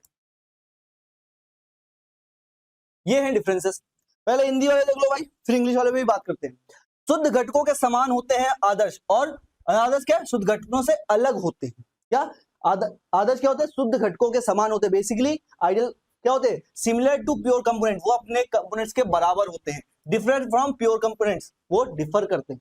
वहीं आगे बात करो, राउल्ट के नियम का पालन करता है कौन, आदर्श। वहीं पे अनादर्श राउल्ट के नियम का पालन नहीं करता है। आइडियल हमेशा राउल्स लॉ को ओबे करता है, डेविएशन शो करता है कौन, आपका नॉन आइडियल। अब यहीं पे बात आती है, देखो यहां पे नेगेटिव डेविएशन भी हो सकता है और पॉजिटिव डेविएशन भी हो सकता था, लेकिन नेगेटिव और पॉजिटिव आपके सिलेबस के हिसाब से उतना इंपॉर्टेंट नहीं है, तो इसको हटाने का, इस पे सवाल बनने के बहुत माइनर चांसेस है, बहुत। मतलब अगर पेपर एमपी बोर्ड बिल्कुल टफ बना देना, तब आएगा आपका नेगेटिव और पॉजिटिव डेविएशन, है ना। आगे देखो, मिश्रण बनाने पर कोई ऊर्जा परिवर्तन नहीं होता है, किसमें, आदर्श में, लेकिन अनादर्श में मिश्रण बनाने पर ऊर्जा परिवर्तन होता है। No energy change when mixing, energy change mixing के टाइम पे नहीं होती है, किसमें, आइडियल सॉल्यूशन में। वहीं नॉन आइडियल में एनर्जी चेंज हमें देखने को मिलती है। बात याद रहेगी भाई, अब कोई दिक्कत, मिश्रण बनाने पर कोई आयतन परिवर्तन नहीं, इसमें बेसिकली वॉल्यूम भी चेंज नहीं होता है। जब मिक्स करते हो तो वॉल्यूम चेंज देखने को नहीं मिलता है, किसमें, आदर्श में। वही अनादर्श में आपको परिवर्तन देखने को मिलता है, किसमें, आयतन में। किसमें भाई, आयतन में। No volume change when mixing, volume change नहीं होगा। वहीं पे नॉन आइडियल में जब आप करोगे तो आपको वॉल्यूम चेंज देखने को मिलेगा। अब देखो बेंजीन और टोल्यूइन, ये 2 एग्जांपल, ये आप साथ में जब मिला रहे हो बेंजीन और टोल्यूइन को, तब वो क्या बनाते हैं, आइडियल सॉल्यूशन बनाते हैं। वही एन हेक्सेन और एन हेप्टेन जब मिलाओगे तो ये भी एक आइडियल सॉल्यूशन बनता है, एक आइडियल विलयन बनता है। नॉन आइडियल में क्या है, शर्करा और विलयन, शर्करा का विलयन, जब आपने शर्करा चीनी को पानी में मिला के घोल दिया है, या कह सकते हैं केरोसिन और इथेनॉल को मिला दिया है, एसीटोन क्लोरोफॉर्म को साथ मिला दिया, तो भी आपका अनादर्श विलयन बन सकता है। ठीक है भाई, कोई दिक्कत, कोई परेशानी। अब शुरू करेंगे दीर्घ उत्तरी, लॉन्ग आंसर जरूरी है भाई। क्वथनांक का उन्नयन और हिमांक का अवनमन से क्या अभिप्राय है, बेसिकली किसके बारे में पूछ रहा है, एलिवेशन ऑफ बॉइलिंग पॉइंट और डिप्रेशन इन फ्रीजिंग पॉइंट पे सवाल होने वाला है। तो थोड़ा सा पेशेंस रखना, क्योंकि पहले हिंदी फिर इंग्लिश पे चलेंगे अपन, एक एक करके लेंगे, दोनों पे बात करेंगे अपन। देखो क्वथनांक का उन्नयन क्या बोलता है, तो क्वथनांक का यूनियन का अर्थ है जब किसी शुद्ध द्रव में कोई अवाष्पशील विलेय को मिलाया जाता है तो प्राप्त विलयन का क्वथनांक शुद्ध द्रव के क्वथनांक से अधिक हो जाता है। इस प्रकार विलयन का क्वथनांक शुद्ध विलायक के क्वथनांक से अधिक होता है और इस बढ़ोतरी को ही हम क्या बोलते हैं, क्वथनांक उन्नयन बोलते हैं। जब मैंने किसी शुद्ध द्रव में कोई और चीज मिला दी, क्या कोई चीज मिला दी, अब जो शुद्ध द्रव था वो पहले जिस टेम्परेचर पे, जिस तापमान पे उबल रहा था, अब कुछ मिलाने के बाद थोड़ा और ज्यादा टेम्परेचर उसमें तापमान उसको देना पड़ेगा। तो ये एक्स्ट्रा तापमान था, जो एक्स्ट्रा तापमान था यही क्या है आपका क्वथनांक का उन्नयन है। सिंपल सी बात समझो, देखो ये मैंने 100 ml पानी ले लिया, ठीक है, इसको मैं हीट कर रहा हूं तो ये 100 डिग्री सेल्सियस पे उबलने लग गया था। अब मैंने इसमें मिला दी नमक, क्या मिला दिया भाई, नमक मिला दिया। अब जब मैंने इसको नमक मिला दिया तो जो नमक है वो पानी को उबलने से थोड़ा सा रोकेगा, मतलब मुझे टेम्परेचर और बढ़ाना पड़ेगा। तो मान लेते हैं कि 8 डिग्री सेल्सियस मुझे और देना पड़ा, मतलब जब नमक मैंने इस पानी में मिला दिया है तब वो 108 डिग्री सेल्सियस पे उबलने लग गया। तो ये जो 8 डिग्री सेल्सियस मैंने एक्स्ट्रा टेम्परेचर दिया है यही आपका क्या है, क्वथनांक का उन्नयन है, मतलब कि elevation in boiling point. Simple सी बात है कि किसी भी प्योर सॉल्यूशन में, कह सकते हैं प्योर सॉल्वेंट में को जब मैं उबाल रहा हूं तो जो टेम्परेचर मिल रहा है और बाद में जो टेम्परेचर, जब उसमें मैंने कोई सॉल्यूट डाल दिया उसके बाद जो टेम्परेचर में इंक्रीज देखने को मिला है उस इंक्रीज को ही क्या बोल देते हैं हम, एलिवेशन इन बॉइलिंग पॉइंट। क्या बात क्लियर है भाई? तो ये थी क्या आपकी डेफिनेशन, ये तो थी आपकी डेफिनेशन, लेकिन क्या डेफिनेशन से हमारा पेट भरेगा? अरे नहीं सर जी, जब तक मैथमेटिकल एक्सप्रेशन नहीं लिखेंगे कैसे पेट भरेगा? सिंपल सी बात है, delta TB equals to KBM बताया था आपको। अब देखो इसका डेरिवेशन नहीं आएगा, इसका डेरिवेशन नहीं आने वाला, बेफिक्र हो, है ना। Delta TB equals to KBM, जहां पे डेल्टा टीबी क्या है, डेल्टा टीबी है आपको क्वथनांक में उन्नयन, जितना चेंज एक्स्ट्रा देखने को मिला है, जितना टेम्परेचर बढ़ गया। जैसे अगर इन अदर टर्म लिखूं तो शुद्ध द्रव में जो है उसको मैं टीबी नॉट लिख रहा हूं, ये शुद्ध द्रव के लिए टेम्परेचर क्या है, शुद्ध द्रव के लिए। वहीं पे जब मिलाने के बाद हो रहा है तो वो हो जाएगा टी, तो टी माइनस टीबी नॉट ये किसके बराबर होता है, आपके डेल्टा टीबी के बराबर होता है। इसको इस फॉर्म में भी आप लिख सकते हो, इसको इस फॉर्म में भी लिखा जा सकता है। जब आप न्यूमेरिकल सॉल्व करोगे तब आपको अक्सर इसका इस्तेमाल करना पड़ेगा, इस बात का ध्यान रखना। इसका इस्तेमाल जब आप न्यूमेरिकल्स कर रहे होगे तब आपको करना पड़ सकता है, तो इस बात का ध्यान रखेंगे, है ना। आगे देखो केबी क्या है, क्वथनांक उन्नयन स्थिरांक क्या है, कांस्टेंट है, क्या है, बॉइलिंग पॉइंट एलिवेशन कांस्टेंट कहा जाता है। क्या कहा जाता है, boiling point elevation constant. Small M मेरे ख्याल से अब आपको समझ में आ गया, विलयन की मोलल सांद्रता, मोल विलय अपॉन किलोग्राम विलायक में, ठीक है, molar concentration of the solution. क्या किसी के दिमाग में ये आया कि सर जी यहाँ पे आपने मोलरता या कह सकते हैं मोलरिटी ही क्यों ली, मोलरिटी क्यों नहीं ली?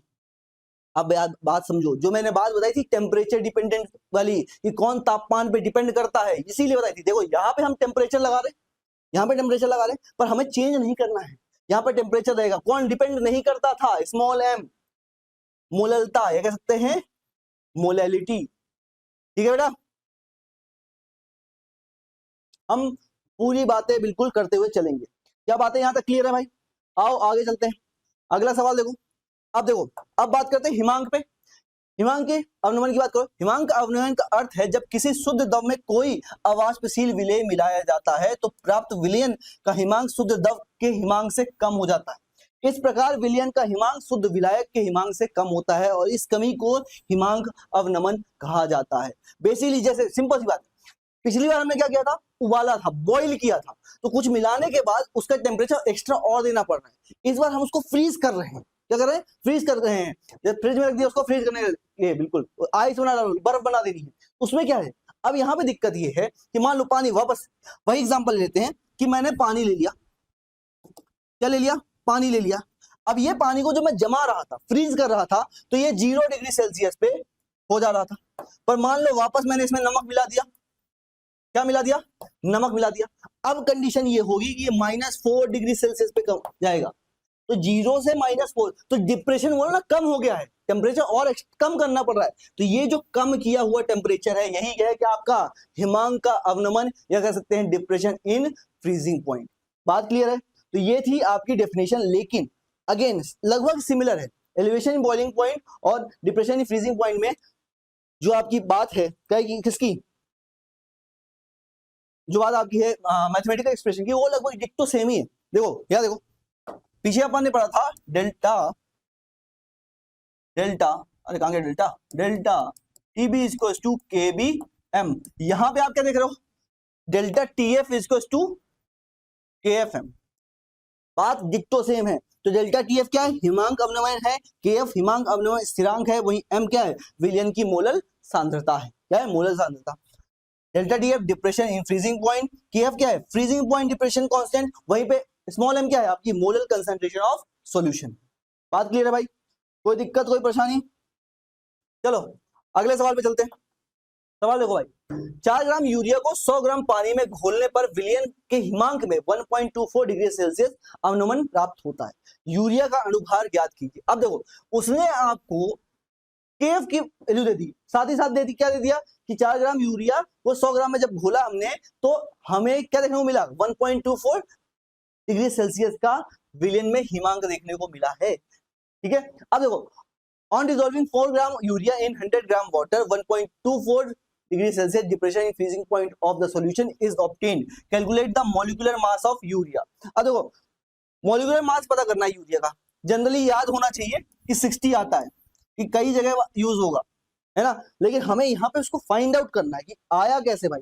तो सिंपल सी बात है, उसने पहले ही हिंट कर दिया है कि भैया कैसे सॉल्व होगा, डिप्रेशन इन फ्रीजिंग पॉइंट के फॉर्मूले से। किससे? डिप्रेशन इन फ्रीजिंग पॉइंट के फॉर्मूले से। तो सबसे पहली बात हमें क्या लिखना रहता था, दिया गया क्या है, गिवन क्या है, ये हमें लिखना है। ठीक है, और कोई दिक्कत हो बताओ? इसका शुरू करते हैं, पानी पी ले, इसका शुरू करते हैं। अब देखो, सबसे पहली बात जो मैंने बात बोली थी कि आपको एग्जामिनर को बताना पड़ेगा कि आपके सवाल में क्या क्या दिया हुआ था। यहाँ पे क्या क्या दिया हुआ था, विलेय यूरिया की द्रव्यमान दी हुई थी, कितना ही 4 ग्राम। ठीक है सर जी। विलायक का द्रव्यमान दिया हुआ था 100 ग्राम, और हिमांक अवनमन भी दिया हुआ था 1.24 डिग्री सेल्सियस, या 1.24 डिग्री सेल्सियस। साथ में हिमांक अवनमन स्थिरांक भी दिया हुआ था आपको 1.86 केल्विन पर मोल। ठीक है, मास ऑफ सॉल्यूट दिया हुआ था, मास ऑफ सॉल्वेंट दिया हुआ था, डिप्रेशन इन फ्रीजिंग पॉइंट दिया हुआ था, और फ्रीजिंग पॉइंट डिप्रेशन कांस्टेंट भी दिया हुआ था। ये सारी बातें हमें दे दी। अब हमें करना क्या है, सिंपल सा फॉर्मूला लगाना है। क्या लगाना है, सिंपल सा फॉर्मूला। लेकिन अब थोड़ा सा ये फॉर्मूला आपको कंफ्यूज करने लग गया होगा, कर रहे क्या? ये फॉर्मूला कंफ्यूज तो नहीं करने लगा ये? तो अब दिमाग में आप ये तो बोलोगे, सर ये अभी आपने जो फॉर्मूला बताया था वैसा तो नहीं दिख रहा बेटा। ये देखो, delta TF equals to KF small M, यही बताया था, हाँ है ना।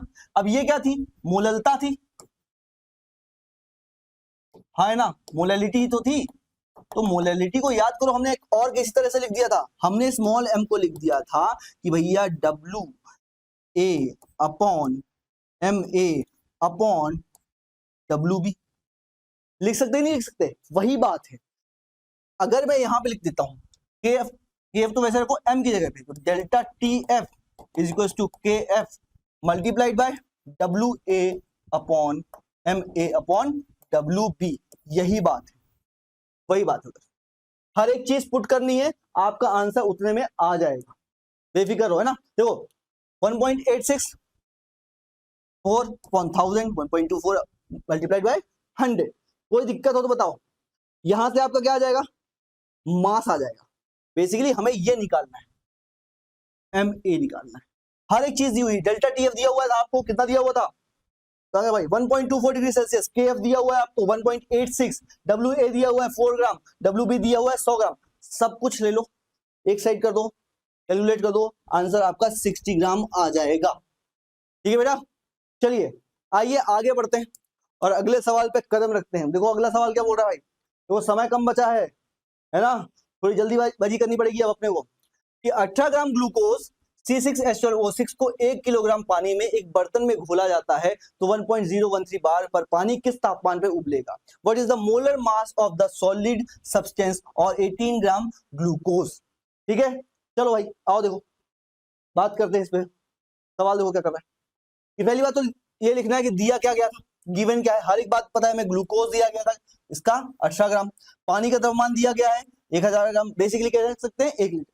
है ना। पानी के लिए क्वथनांक उन्नयन कितना दिया हुआ है 0.52, कितना दिया है 0.52, और दाब दिया हुआ है 1.013, और शुद्ध पानी का क्वथनांक ये हमें पता होना चाहिए कि शुद्ध पानी कितने डिग्री सेल्सियस पे उबलता है, 100 डिग्री सेल्सियस पे उबलता है, कितनी 100 डिग्री सेल्सियस पे उबलता है।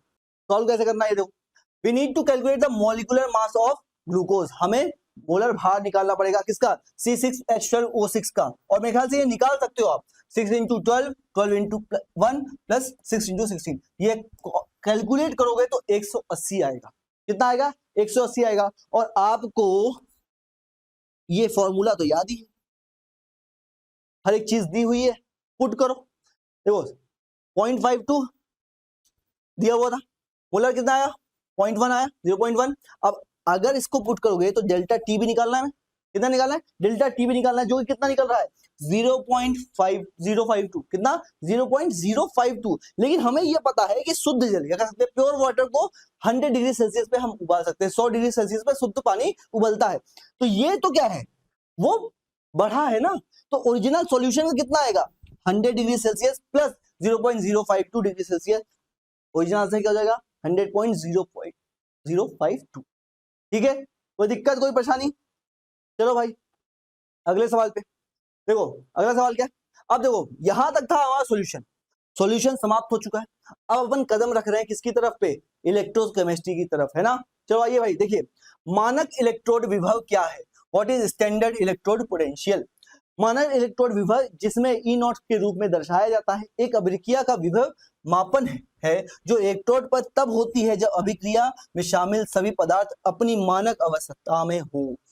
ये कंडीशन कब की है भाई, तो स्टैंडर्ड इलेक्ट्रोड पोटेंशियल को पहली बात तो ई नॉट से हम डिनोट करते हैं, पर यहाँ पे सारी कंडीशन क्या कैसे ली जाती है, मानक अवस्थाओं में ली जाती है। कैसी मानक अवस्थाओं में ली जाती है, कह सकते हैं स्टैंडर्ड कंडीशन ली जाती है। 1 atm का प्रेशर लिया जाता है ना, और 1 मोलर कंसेंट्रेशन पे बात होती है। विलयन की सांद्रता कितनी होगी 1 मोलरिटी होगी, और वायुमंडलीय दाब 1 atm लिया जाएगा, और 25 डिग्री सेल्सियस का टेम्परेचर।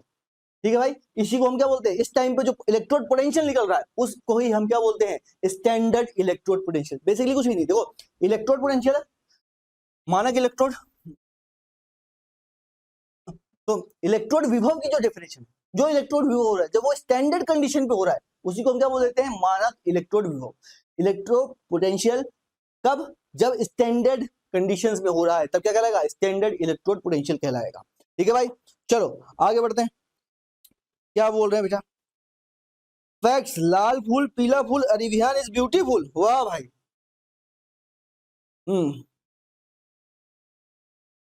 ठीक है, चलो आओ भाई आगे बढ़ते हैं, अगला सवाल देखते हैं। अगला सवाल देखो क्या बोल रहा है, सेल स्थिरांक क्या है, सेल स्थिरांक क्या, what is the cell constant. Cell constant simple सी बात, देखो कुछ भी नहीं होता, L/A, दोनों इलेक्ट्रोड के बीच में जो गैप है अपॉन एरिया, यही होता है, इसको ही बोलते हैं। लेकिन जरूरी है, पढ़ना जरूरी है।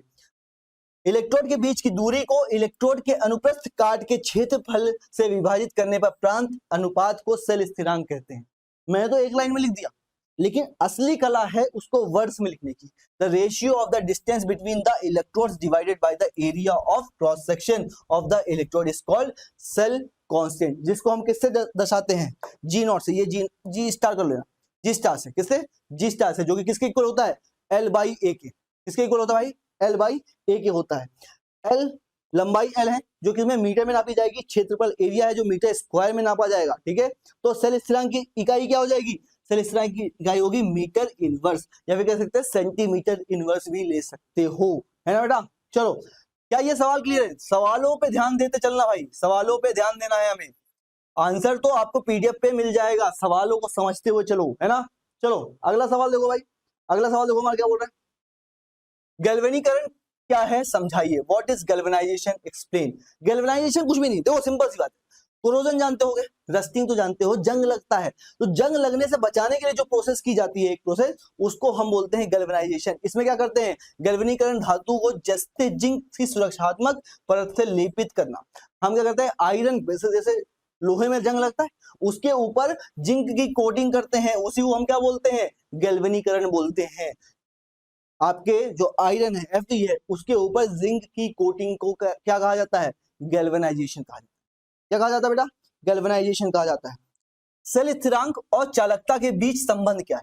What is the relationship between cell constant and conductivity? अब ये देखो, ये बहुत इंपॉर्टेंट सवाल हो जाता है, क्योंकि ये जो चीज है ये कई बार पूछ ली गई है। क्या कई बार पूछ ली गई है? Conductance is equal to, conductance किसको डिनोट किया जाता है? जी से। अब यहाँ पे कंफ्यूजन ये देखो, एक बहुत कंफ्यूजन वाली बात कई सारे बच्चों को लग जाती है।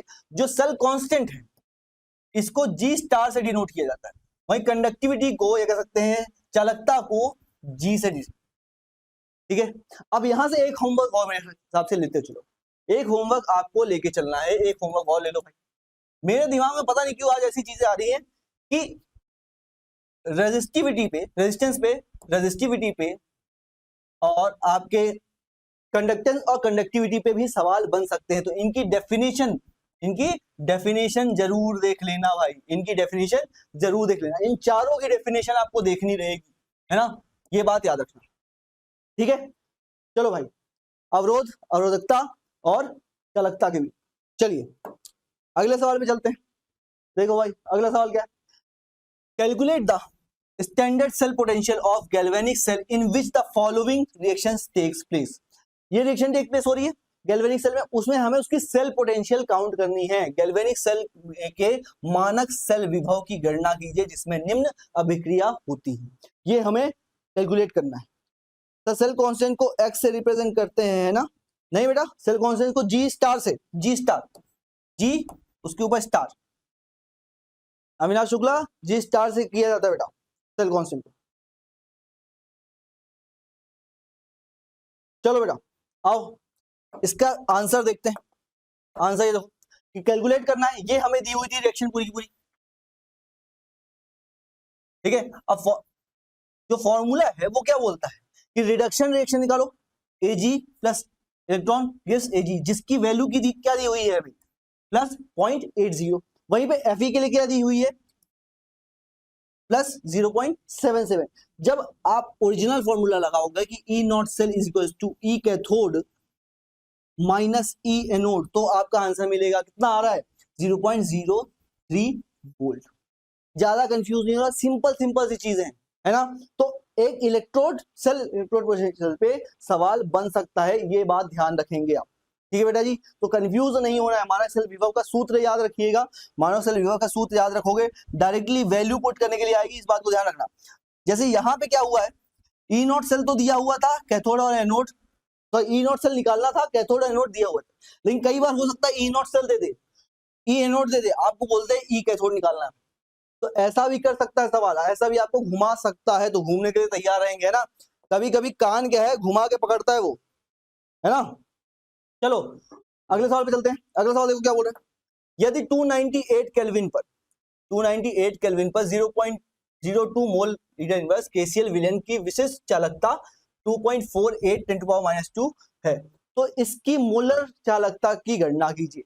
हमें क्या दिया हुआ है? विशिष्ट चालकता दी हुई है, हमें मोलर चालकता निकालनी है। बेसिकली हमें स्पेसिफिक कंडक्टेंस दिया हुआ है और मोलर कंडक्टेंस निकालना है। तो एक सिंपल सा, बहुत सिंपल सा फॉर्मूला है, उस फॉर्मूला पे ही बेस्ड रहना है। क्या बोलता है फॉर्मूला?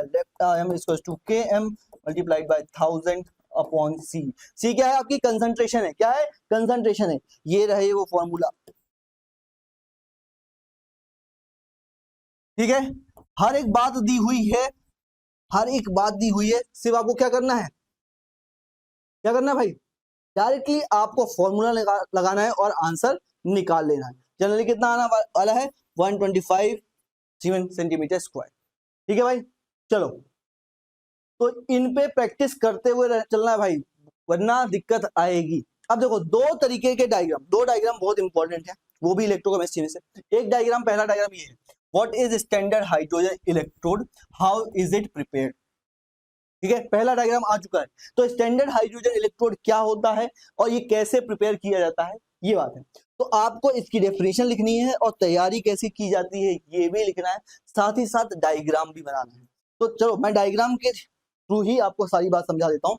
ये रहा डायग्राम, कुछ भी नहीं, एक बीकर में हमने क्या ले लिया? HCl लिया और उसमें एक ट्यूब डाल दी।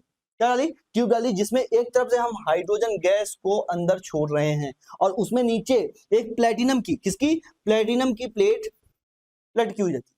जब सेम चीज H2 इसमें डिसॉल्व होती है, जब इसमें आती है तो HCl के पास आगे वो क्या करती है, टूट जाती है, इसका क्या हो जाता है, रिडक्शन हो जाता है। बेसिकली H2 यहाँ पे आके टूटता है 2H प्लस प्लस 2 इलेक्ट्रॉन में, जब अंदर हाइड्रोजन गैस हमने छोड़ी है तब।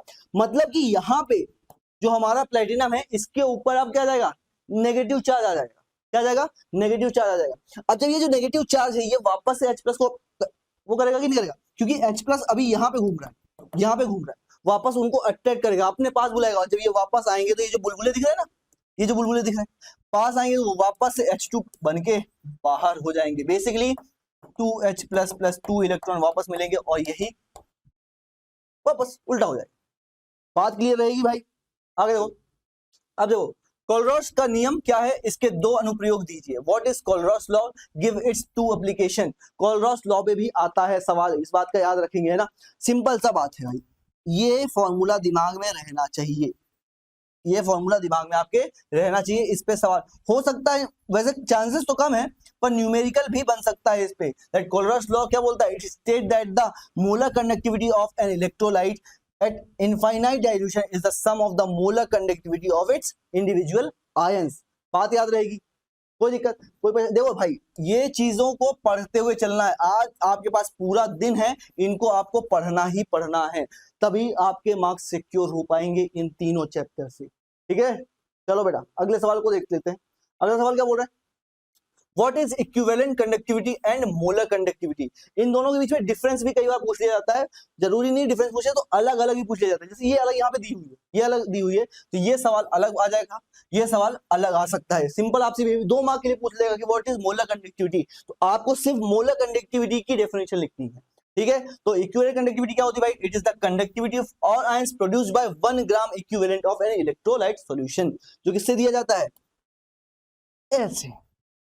अब क्योंकि इक्विवेलेंट है तो नीचे इसमें क्या दिया हुआ है, n दिया हुआ है। वहीं पे अगर मोलर कंडक्टिविटी है, क्या मोलर कंडक्टिविटी है, तो लैम्डा इसको to kappa multiplied by 1000 by c, जिसकी हेल्प से अभी अपन ने पीछे एक न्यूमेरिकल भी सॉल्व किया था, है कि नहीं।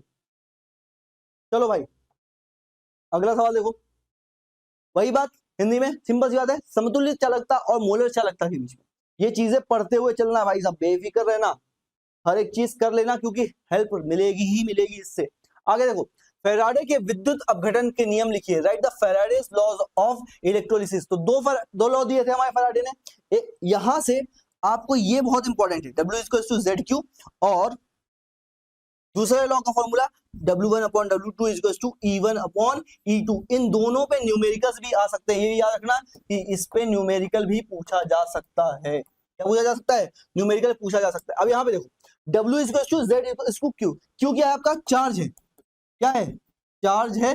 चार्ज को कैसे लिख सकते हो, Q=IT भी लिखा जाता है, तो यहाँ पे फॉर्मूला W=ZIT भी लिखा जा सकता है। इस चीज का भी थोड़ा ध्यान रखेंगे अपन, है ना। चलो भाई समय कम बचा है तो थोड़ा आगे बढ़े अपन।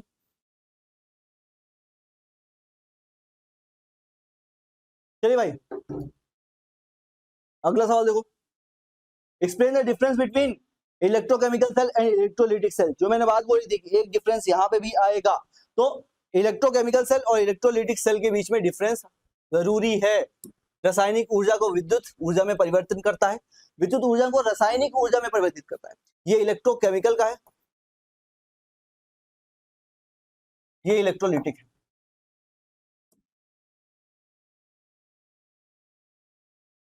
ठीक है, ये इनकी क्या है, डेफिनेशन है। अगर कभी आपसे इलेक्ट्रोकेमिकल सेल पूछ ले तो सिर्फ इतनी लिख सकते हो, अगर इलेक्ट्रोलिटिक पूछ ले तो सिर्फ इतनी लिख सकते हो, मार्क्स गेन कर सकते हो। बाकी सारी चीजें पढ़ लेना भाई, भूलना मत, है ना। ये जितने भी बात, जैसे अभी ये तो हमने लघु उत्तरी में पढ़ा है, क्या ये दीर्घ उत्तरी में नहीं आ सकता, ये दीर्घ उत्तरी प्रश्न में भी आ सकता है। तो इसको उस लेवल तक मैंने आपको दिया हुआ है, तो इसको पूरा तरीके से पढ़ना है। आज आपके पास पूरा दिन है इसके लिए, है ना। आगे देखो, अब देखो एक सवाल ये भी बहुत ज्यादा इंपॉर्टेंट है, जिसका आपको डायग्राम बनाना पड़ेगा कि draw a label diagram of Daniell cell and explain the cell reaction. तो डैनियल सेल का आपका डायग्राम और उसकी सेल रिएक्शन, ये दोनों चीजें इंपॉर्टेंट हैं। सेल रिएक्शन कभी कभी सिर्फ अकेले अकेले पूछ ली जाती है, तो सेल रिएक्शन पे थोड़ा ध्यान दे देना और डायग्राम बनाने की प्रैक्टिस भी कर लेनी है आपको। इसी डेनियल सेल को हम और क्या बोलते हैं? वोल्टेक्स सेल भी कहा जाता है, गैल्वेनिक सेल भी कहा जाता है। तो इस बात का ध्यान रखना है ना कि अगर डेनियल सेल ना देके वोल्टेक्स सेल या गैल्वेनिक सेल दे दे तो भी वही आंसर जाएगा, यही आंसर जाएगा तब भी, है ना। तो देखो सवाल घुमा के जरूर पूछेगा, डायरेक्ट सवाल तो नहीं देगा, इस बात का ध्यान रखिए, डायरेक्ट सवाल नहीं देगा। सर सॉल्ट ब्रिज का इंपॉर्टेंस और उसकी डेफिनेशन भी आएगा क्या? आ सकता है बेटा, इंपॉर्टेंस आ सकता है, डेफिनेशन और थोड़ी बहुत इंपॉर्टेंस पूछ सकता है कि वो सेल सर्किट को पूरा कंप्लीट करने में हेल्प करता है। सिल्वर के विद्युत रासायनिक तुल्यांक की गणना कीजिए। दिया गया है कि 30 मिनट तक 5 एम्पीयर धारा प्रवाहित करने पर 10 ग्राम चांदी जमा होती है। Calculate the electrochemical equivalent of silver gram given that 10.07 silver is deposited when 5 ampere current flows for 30 second. कब? जब 30 मिनट तक 5 एम्पीयर का करंट फ्लो कर रहा है, तब आपको पता करना है क्या है उसका इलेक्ट्रोकेमिकल इक्विवेलेंट। क्या पता करना है? कि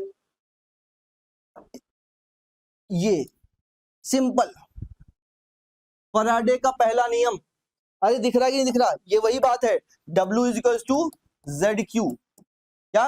W is equals to Z Q. और ये जो इलेक्ट्रोकेमिकल इक्विवेलेंट है ये जेड ही है ये। और W क्या हुआ है? W आपको दिया हुआ है कि 10.07 ग्राम, आई आपको दे दिया गया एम्पियर में 5 एम्पियर, T दे दिया गया है, लेकिन ये याद रखना 30 मिनट दिया है, पर मिनट हमें हमारा किसी काम का नहीं, इसको सेकंड में कन्वर्ट करना पड़ेगा। मतलब 30 को 60 से मल्टीप्लाई कर दो, सेकंड में आ गया। हर एक बात यहाँ रख देनी है, सिंपल। देखो W कितना दिया होता आपको? 10.07 दिया होता। Z कितना है? Z तो पता करना है, ठीक है। Q इक्वल्स टू IT लिख सकते हैं, I हमें दिया हुआ है 5 और T कितना दिया हुआ है? टेम्परेचर टाइम कितना हुआ है? 30 मिनट, तो 30 इज मल्टीप्लाइड बाय 60। हर एक चीज कैलकुलेट कर सकते हो भाई बहुत आसानी से। ये सारी चीजें उधर भेज दो, 10 की डिवाइड में आ जाएगी, Z आपका आ जाएगा। ठीक है भाई, चलिए आगे चलते हैं। अगला सवाल देखो क्या बोल रहा है, derive the Nernst equation for single electrode potential. एक सिंगल इलेक्ट्रोड पोटेंशियल के लिए हमें नस्ट इक्वेशन पता करनी है। इसमें भी आप 5 सितारा लगा लेना भाई, बहुत ही इंपॉर्टेंट सवाल रहता है ये, इस पे क्वेश्चन बन सकता है एमपी बोर्ड पे, बिल्कुल, है ना।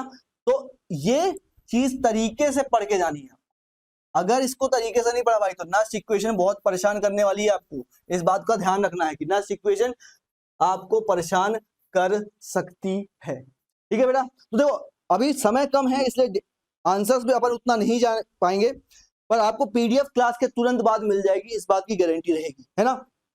चलो बेटा आओ आगे बढ़ते हैं, अगला सवाल देखते हैं। अगला सवाल देखो क्या बोल रहा है हमारा, What is the rate of reaction and rate law? What is the rate of reaction and rate law?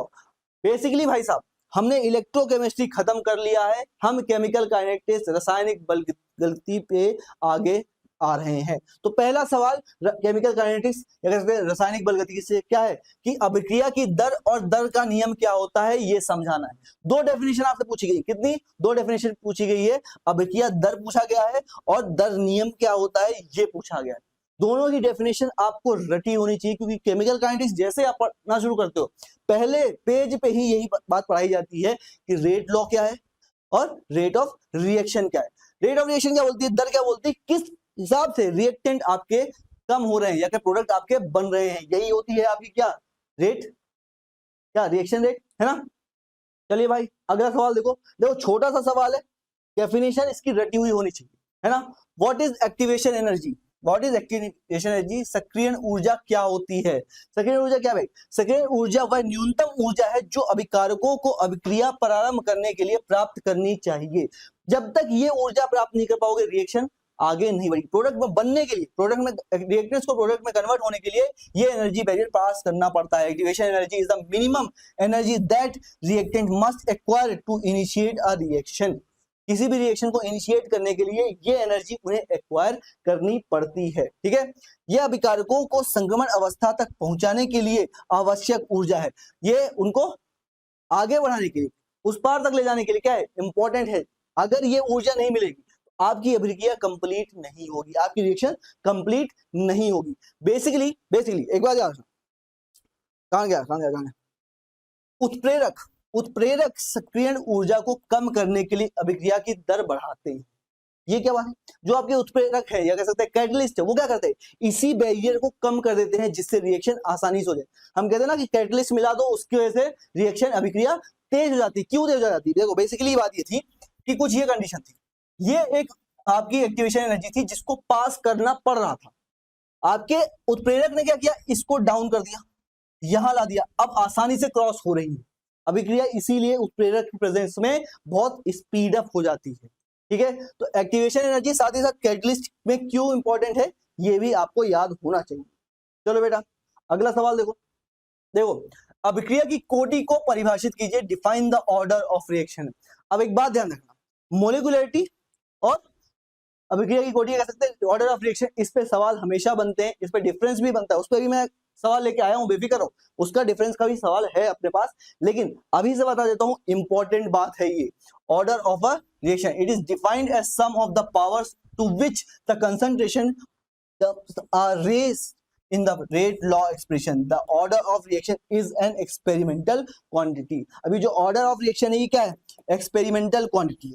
Basically ये बोलती है कि जब भी रिएक्शन हो रही है तो कितना कंसंट्रेशन उसमें पार्टिसिपेट कर रहा है। जैसे मान लो ये देखो, फॉर एग्जांपल ये रिएक्शन में, फॉर एग्जांपल मैंने एग्जांपल ले लिया small A capital A plus small B capital B plus small C capital C. ये क्या है, ए क्या है, ये सांद्रता है, कह सकते हैं आपकी कंसंट्रेशन का कितना प्रेजेंस है ये है।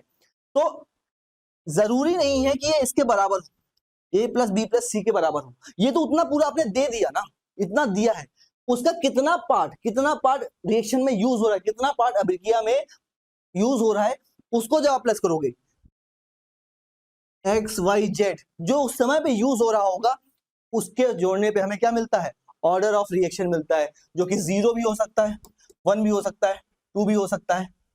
बात याद रखिएगी, 0 order reaction, first order reaction है ना। चलो आओ देखो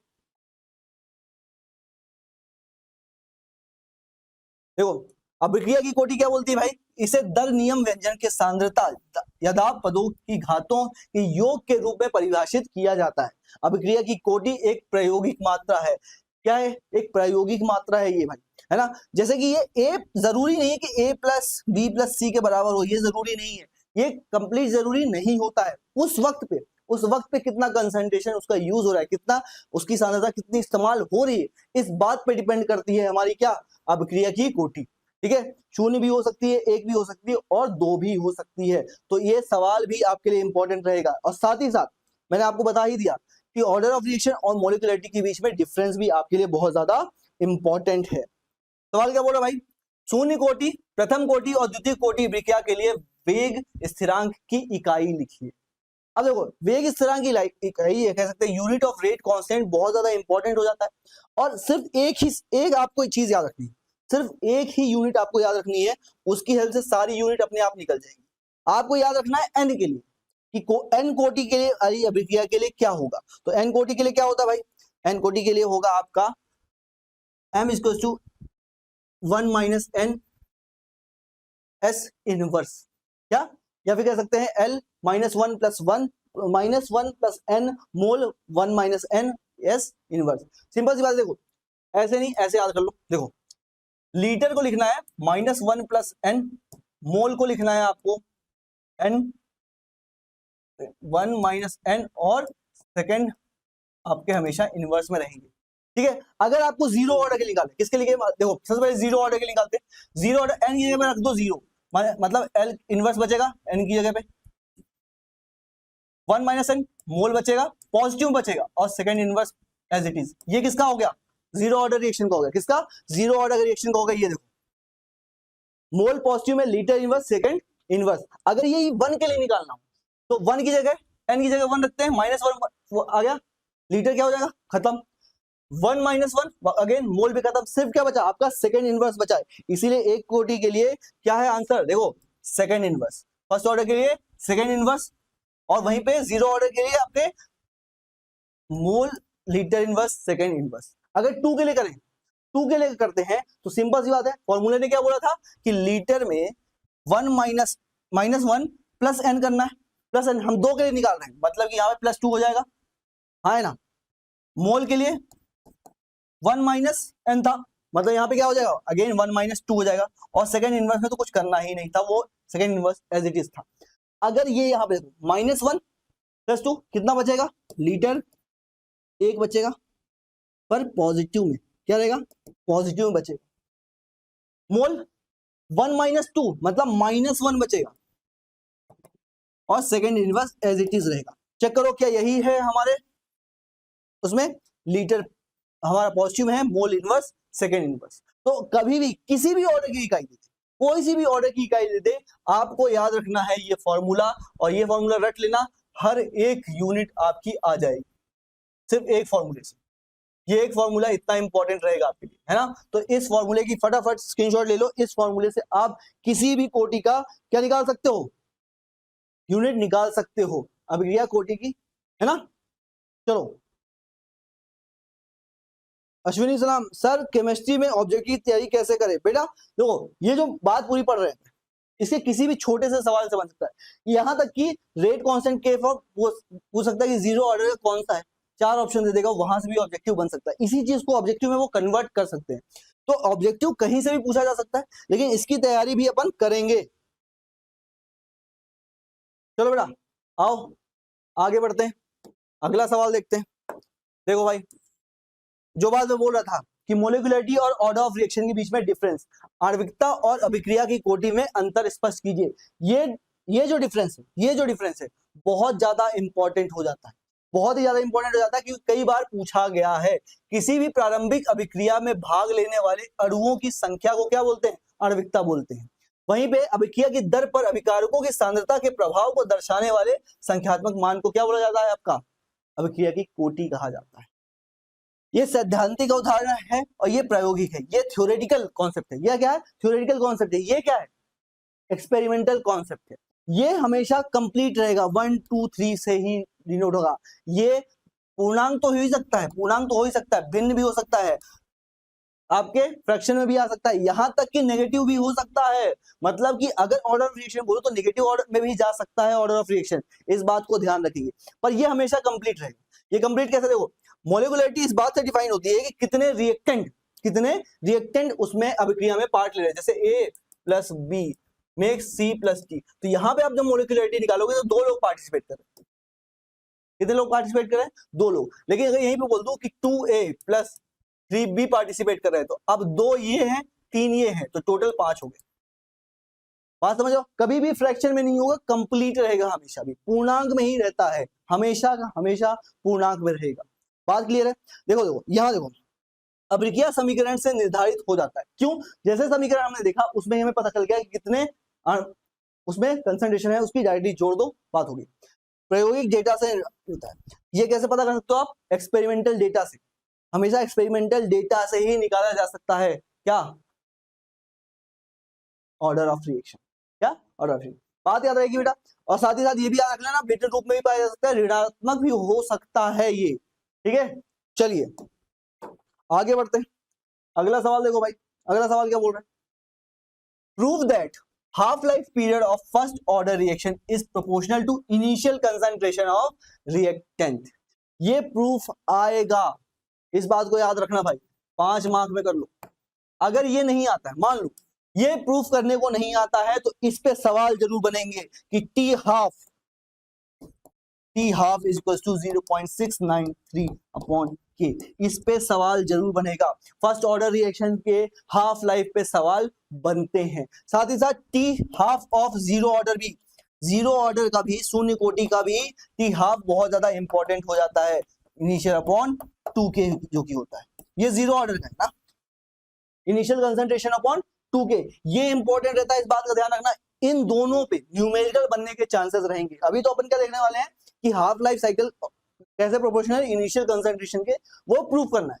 लेकिन इन दोनों पे न्यूमेरिकल बनने के चांसेस रहेंगे, तो इन दोनों को एज अ होमवर्क ले जाओ, 1-2 सवाल करके जरूर देखना है, 1-2 सवाल करके जरूर देखना बेटा, है ना, क्योंकि सवाल बनने के चांसेस बहुत ज्यादा रहेंगे इन पे। अगला सवाल देखो भाई क्या बोल रहा है। अब एक क्वेश्चन है, a first order reaction is 90% complete in 40 minutes, calculate its half life period। जो मैंने बात बोली थी, हाफ लाइफ पे सवाल आते हैं। एक प्रथम कोटि अभिक्रिया 40 मिनट में 90% पूर्ण हो रही है, तो अर्ध आयु काल परिकलित कीजिए। तो आपको हाफ लाइफ टाइम पता करना है। क्या पता करना है? हाफ लाइफ टाइम पता करना है। अब हमें ये बात तो पता है, देखो फॉर्मूला हमें बिल्कुल याद होना चाहिए, बिल्कुल फॉर्मूला याद होना चाहिए that k is equal to, एक सेकंड, पेन कहां चला गया भाई, पेन आओ। k is equal to 2.303 log a minus x upon a upon में t, है ना। अब ओरिजिनल फॉर्मूला क्या था? ओरिजिनल फॉर्मूला इसके अपोजिट था, t is equal to 2.303 log a minus x upon a के अपॉन में क्या था? के था। तो इस चीज को कुछ भी नहीं करना, आपको हर एक चीज दे दी गई है, आपको हर एक चीज दे दी गई है, आपको सिर्फ पहले के निकाल लेना है। क्या निकाल लेना है? के निकाल लेना है। जैसे कि 2.303 अगर आप करोगे तो वहां से आपको के की वैल्यू कितनी मिलेगी? 5.75 इंटू 10⁻² मीटर इनवर्स में मिलेगी। क्या? सारी चीज देखो, 100 आपने मान ली, क्या मान लिया? ये 100 था, उसने बोला है कि 90% पूरा हो गया, तो बचा कितना? 110 माइनस 10 अपॉन में क्या है? 40 मिनट में कंप्लीट हो रही है, तो वहां से आपको के की वैल्यू मिली। क्या मिलेगी? के की वैल्यू मिलेगी। और टी हाफ का फॉर्मूला हम जानते हैं कि 0.693 अपॉन के। यहां रख दो, आपकी हाफ लाइफ टाइम आ गई, क्या है? 12 मिनट। चलो भाई अगला सवाल देखो, एक प्रथम क्रम अभिक्रिया 16 मिनट में 75% पूर्ण हो जाती है, तो 50% पूर्ण होने में कितना समय लगेगा? ये सवाल। मतलब कि फर्स्ट ऑर्डर रिएक्शन है जो कि 75% कंप्लीट हो रही है, कितनी? 75% कंप्लीट हो रही है 16 मिनट में, तो कितना टाइम लेगी 50% को कंप्लीट करने में? तो सिंपल फॉर्मूला आपको पता है that t equals to 2.803 log a minus x upon a, उसमें k। ये बात क्लियर है। हमें t75 के बारे में बता दिया गया है, t50 पता करना है, कंपैरिजन डाल दो, सिंपल सा कंपैरिजन डाल देना है। 2.803 log 25/100, 25/100 क्यों लिया भाई? क्योंकि ए हमें यहाँ पे कितना ले रहा है? 75% खत्म हो चुकी थी, मतलब 100 में से 75 हो चुका है, बचा कितना? 25 अपॉन में पूरा 100। हमें 50 के लिए करना है, तो मतलब वही रिएक्शन अपोजिट में, कुछ भी नहीं, 2.803 मल्टीप्लाई में कट जाएगा, क्या बचा? log 25/4, यानी कि log 1/4 बचा, इसके नीचे log 1/2 बचा है, हाँ या ना? बात क्लियर है। और हमें पता है कि t75 कितना दिया हुआ था? 16 दिया हुआ था। t75 कितना दिया हुआ था? 16 दिया हुआ था, मतलब 16/t50, तो log 2 - 2। अब किसी के दिमाग में अगर ये आ रहा है कि सर जी log 2 - 2 कैसे हो गया? देखो 1/4, ये 1/4 है, इसको मैं 1/2 स्क्वायर लिख सकता हूँ, लिख सकता हूँ, नहीं लिख सकता हूँ? जब ये पावर ऊपर जाती है, जब ये पावर ऊपर जाती है तो किस में चली जाती है? माइनस में चली जाती है, तो 2 की पावर -2 होगा ऊपर, क्या आ गया? 2 की पावर -2। ऐसे नीचे कितना था? 1/2 था, उसको ऊपर ले गए, कितना हो गया? 2 की पावर -1। अब एक और फॉर्मूला है जो मैथ वाले मेरे ख्याल से बहुत अच्छे से जानते होंगे, कि हमें पता है कि log a की पावर b में अगर है तो उसको हम कैसे लिख सकते हैं? b log a लिख सकते हैं। वही चीज करनी है भाई, बाहर ले आओ, -2, माइनस माइनस कट जाएगा, -2 log 2, नीचे कितना है? log 2। सिंपल सी बात है, 2/1 बचा, इधर साइड 16/t50 था, हमें t50 निकालना है, कुछ भी नहीं, 16/2 होगा, आंसर कितना आ जाएगा? 8 मिनट। मतलब कि हाफ करने में कितना लगेगा? 8 मिनट लगेगा। 75% करने में कितना लगा था आपका? 16 मिनट लगे थे। ठीक है भाई, चलो रुको पानी पी ले, इसके बाद आगे बढ़ते हैं। क्वीन काजल बोल रही किंग कोहली, बिल्कुल किंग कोहली आज वही मैच जिताएगा भाई मेरे ख्याल से। फटाफट जिसको नोट डाउन करना हो ले लो, वरना तो पीडीएफ में मिलेगा ही। मैं पानी पी लूं, इसके बाद वापस शुरू करते हैं। सूरज यादव बेटा हिंदी, बेटा देखो मेरी बात सुनो, जो सॉल्यूशन है वो यहाँ पे हिंदी का कोई काम ही नहीं है ना। यहाँ पे हर एक बात तो सिंपल सी वही है कि आपको लिखनी है। मैथमेटिकल टर्म में हिंदी कहाँ से आ रही है? इसमें तो कोई दिक्कत नहीं होनी चाहिए यार। नीलेश दूधिया, हार्दिक पांड्या, बिल्कुल भाई, मेरे ख्याल से हार्दिक पांड्या तो नीचे आके छक्के मारेगा आज। चलो अगले सवाल पे चलते हैं। देखो जो न्यूमेरिकल है उसमें हिंदी इंग्लिश की दिक्कत बच्चों को नहीं होनी चाहिए, क्योंकि न्यूमेरिकल में तो आपको कैलकुलेट करना है ना, वहां पे क्या दिक्कत है? देखिए जो हिंदी में लिखना होता है वो मैं बताता हुआ चल रहा हूँ, बेफिक्र रहो, उसमें आपको दिक्कत नहीं आने दूंगा मैं, है ना। आगे देखो भाई, अगला सवाल देखो क्या बोल रहा है। रासायनिक अभिक्रिया के दर को प्रभावित करने वाले कारकों का वर्णन कीजिए। रेट ऑफ रिएक्शन को कौन इफेक्ट करता है ये बताना है। अभिकारकों की प्रकृति, अभिकारकों की सांद्रता, तापमान, उत्प्रेरक की उत्पत्ति और सक्रिय ऊर्जा, ये वो 5 चीजें हैं जो आपके अभिक्रिया के दर को क्या कर सकती हैं, इफेक्ट कर सकती हैं, कम कर सकती हैं, बढ़ा सकती हैं। ठीक है भाई, देखो अगर मैं इस बात को इंग्लिश वालों के हिसाब से बोलूं तो इंग्लिश वाले समझ पाएंगे। और समझो ये देखो कौन कौन सी चीजें हैं जो डिपेंड करती है, nature of reactant, concentration of reactant, और क्या टेम्परेचर, प्रेजेंस ऑफ कैटलिस्ट और एक्टिवेशन एनर्जी। इन पांचों की वजह से क्या हो सकता है, चेंज हो सकती है आपकी रेट ऑफ रिएक्शन, अभिक्रिया की दर बदल सकती है इन पांचों की वजह से। ठीक है भाई, ध्यान देते हुए चलना, कोई भी चीज छोड़ना मत, क्योंकि बस हम क्लास को खत्म करने की ओर पढ़ रहे हैं भाई साहब। चलो आखिरी सवाल है भाई, आ जाओ फटाफट। शून्य कोटि प्रथम कोटि अभिक्रिया के लिए समाकलित दर समीकरण की व्युत्पत्ति कीजिए। बेसिकली हमें इक्वेशन पता करनी है, समाकलन पता करना है किसका, शून्य कोटि और प्रथम कोटि की। इंग्लिश और हिंदी दोनों के लिए अलग अलग दे रहा हूं, बेफिक्र रहना, डरना मत।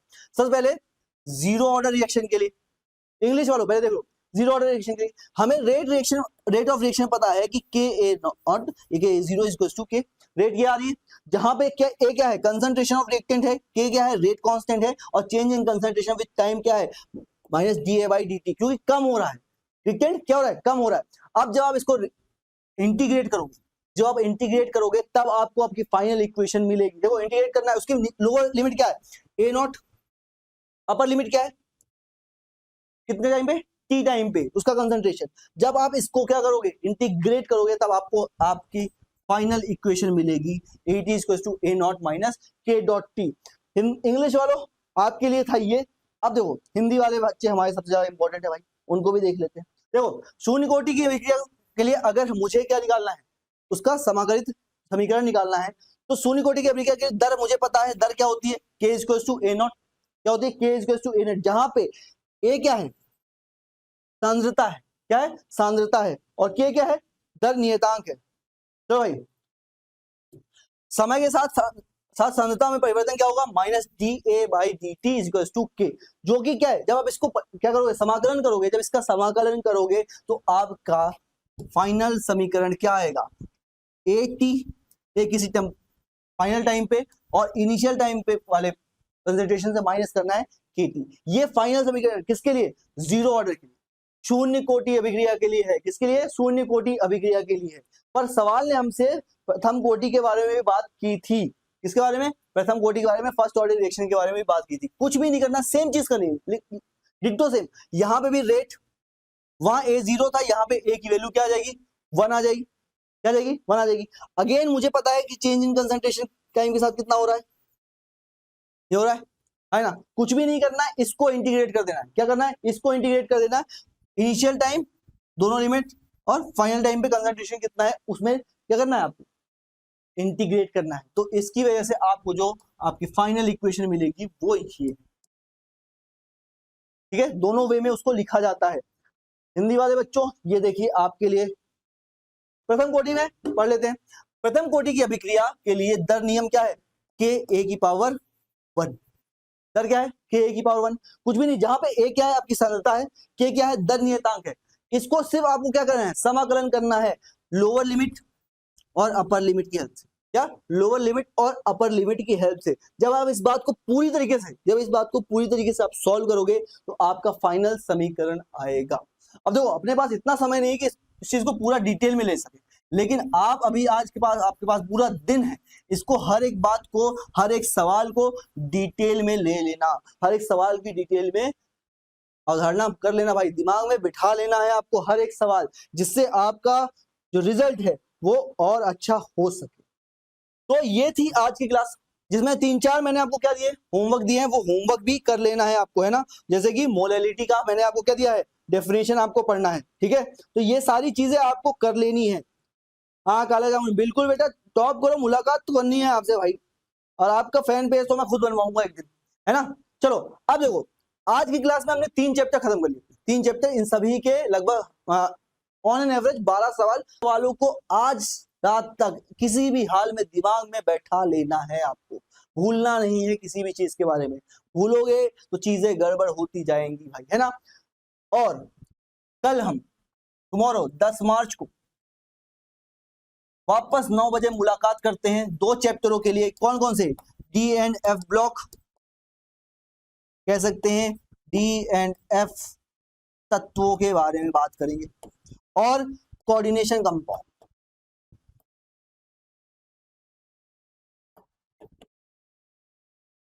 क्या? उपसह उपसहयोजन यौगिकों के बारे में, इन पे बात करेंगे अपन कल। ठीक है, तो इसकी क्लास आपकी रहेगी 10 मार्च को सुबह 9 बजे, मतलब कि कल। अब मैं मुलाकात करूंगा आपसे सुबह, और जैसे ही अभी क्लास खत्म होती है मैं आपकी पीडीएफ डिस्क्रिप्शन में और पिन कमेंट में, पहले पिन कमेंट में डलवा दूंगा। ठीक है, और किसी को कोई दिक्कत हो तो फटाफट बता दो, फिर हमें आपसे अलविदा लूंगा। ठीक है, Muskan thank you so much, thank you so much बेटा। अभिषेक सर ने आपके बारे में बताया, आप बहुत मेहनती बच्चे हो।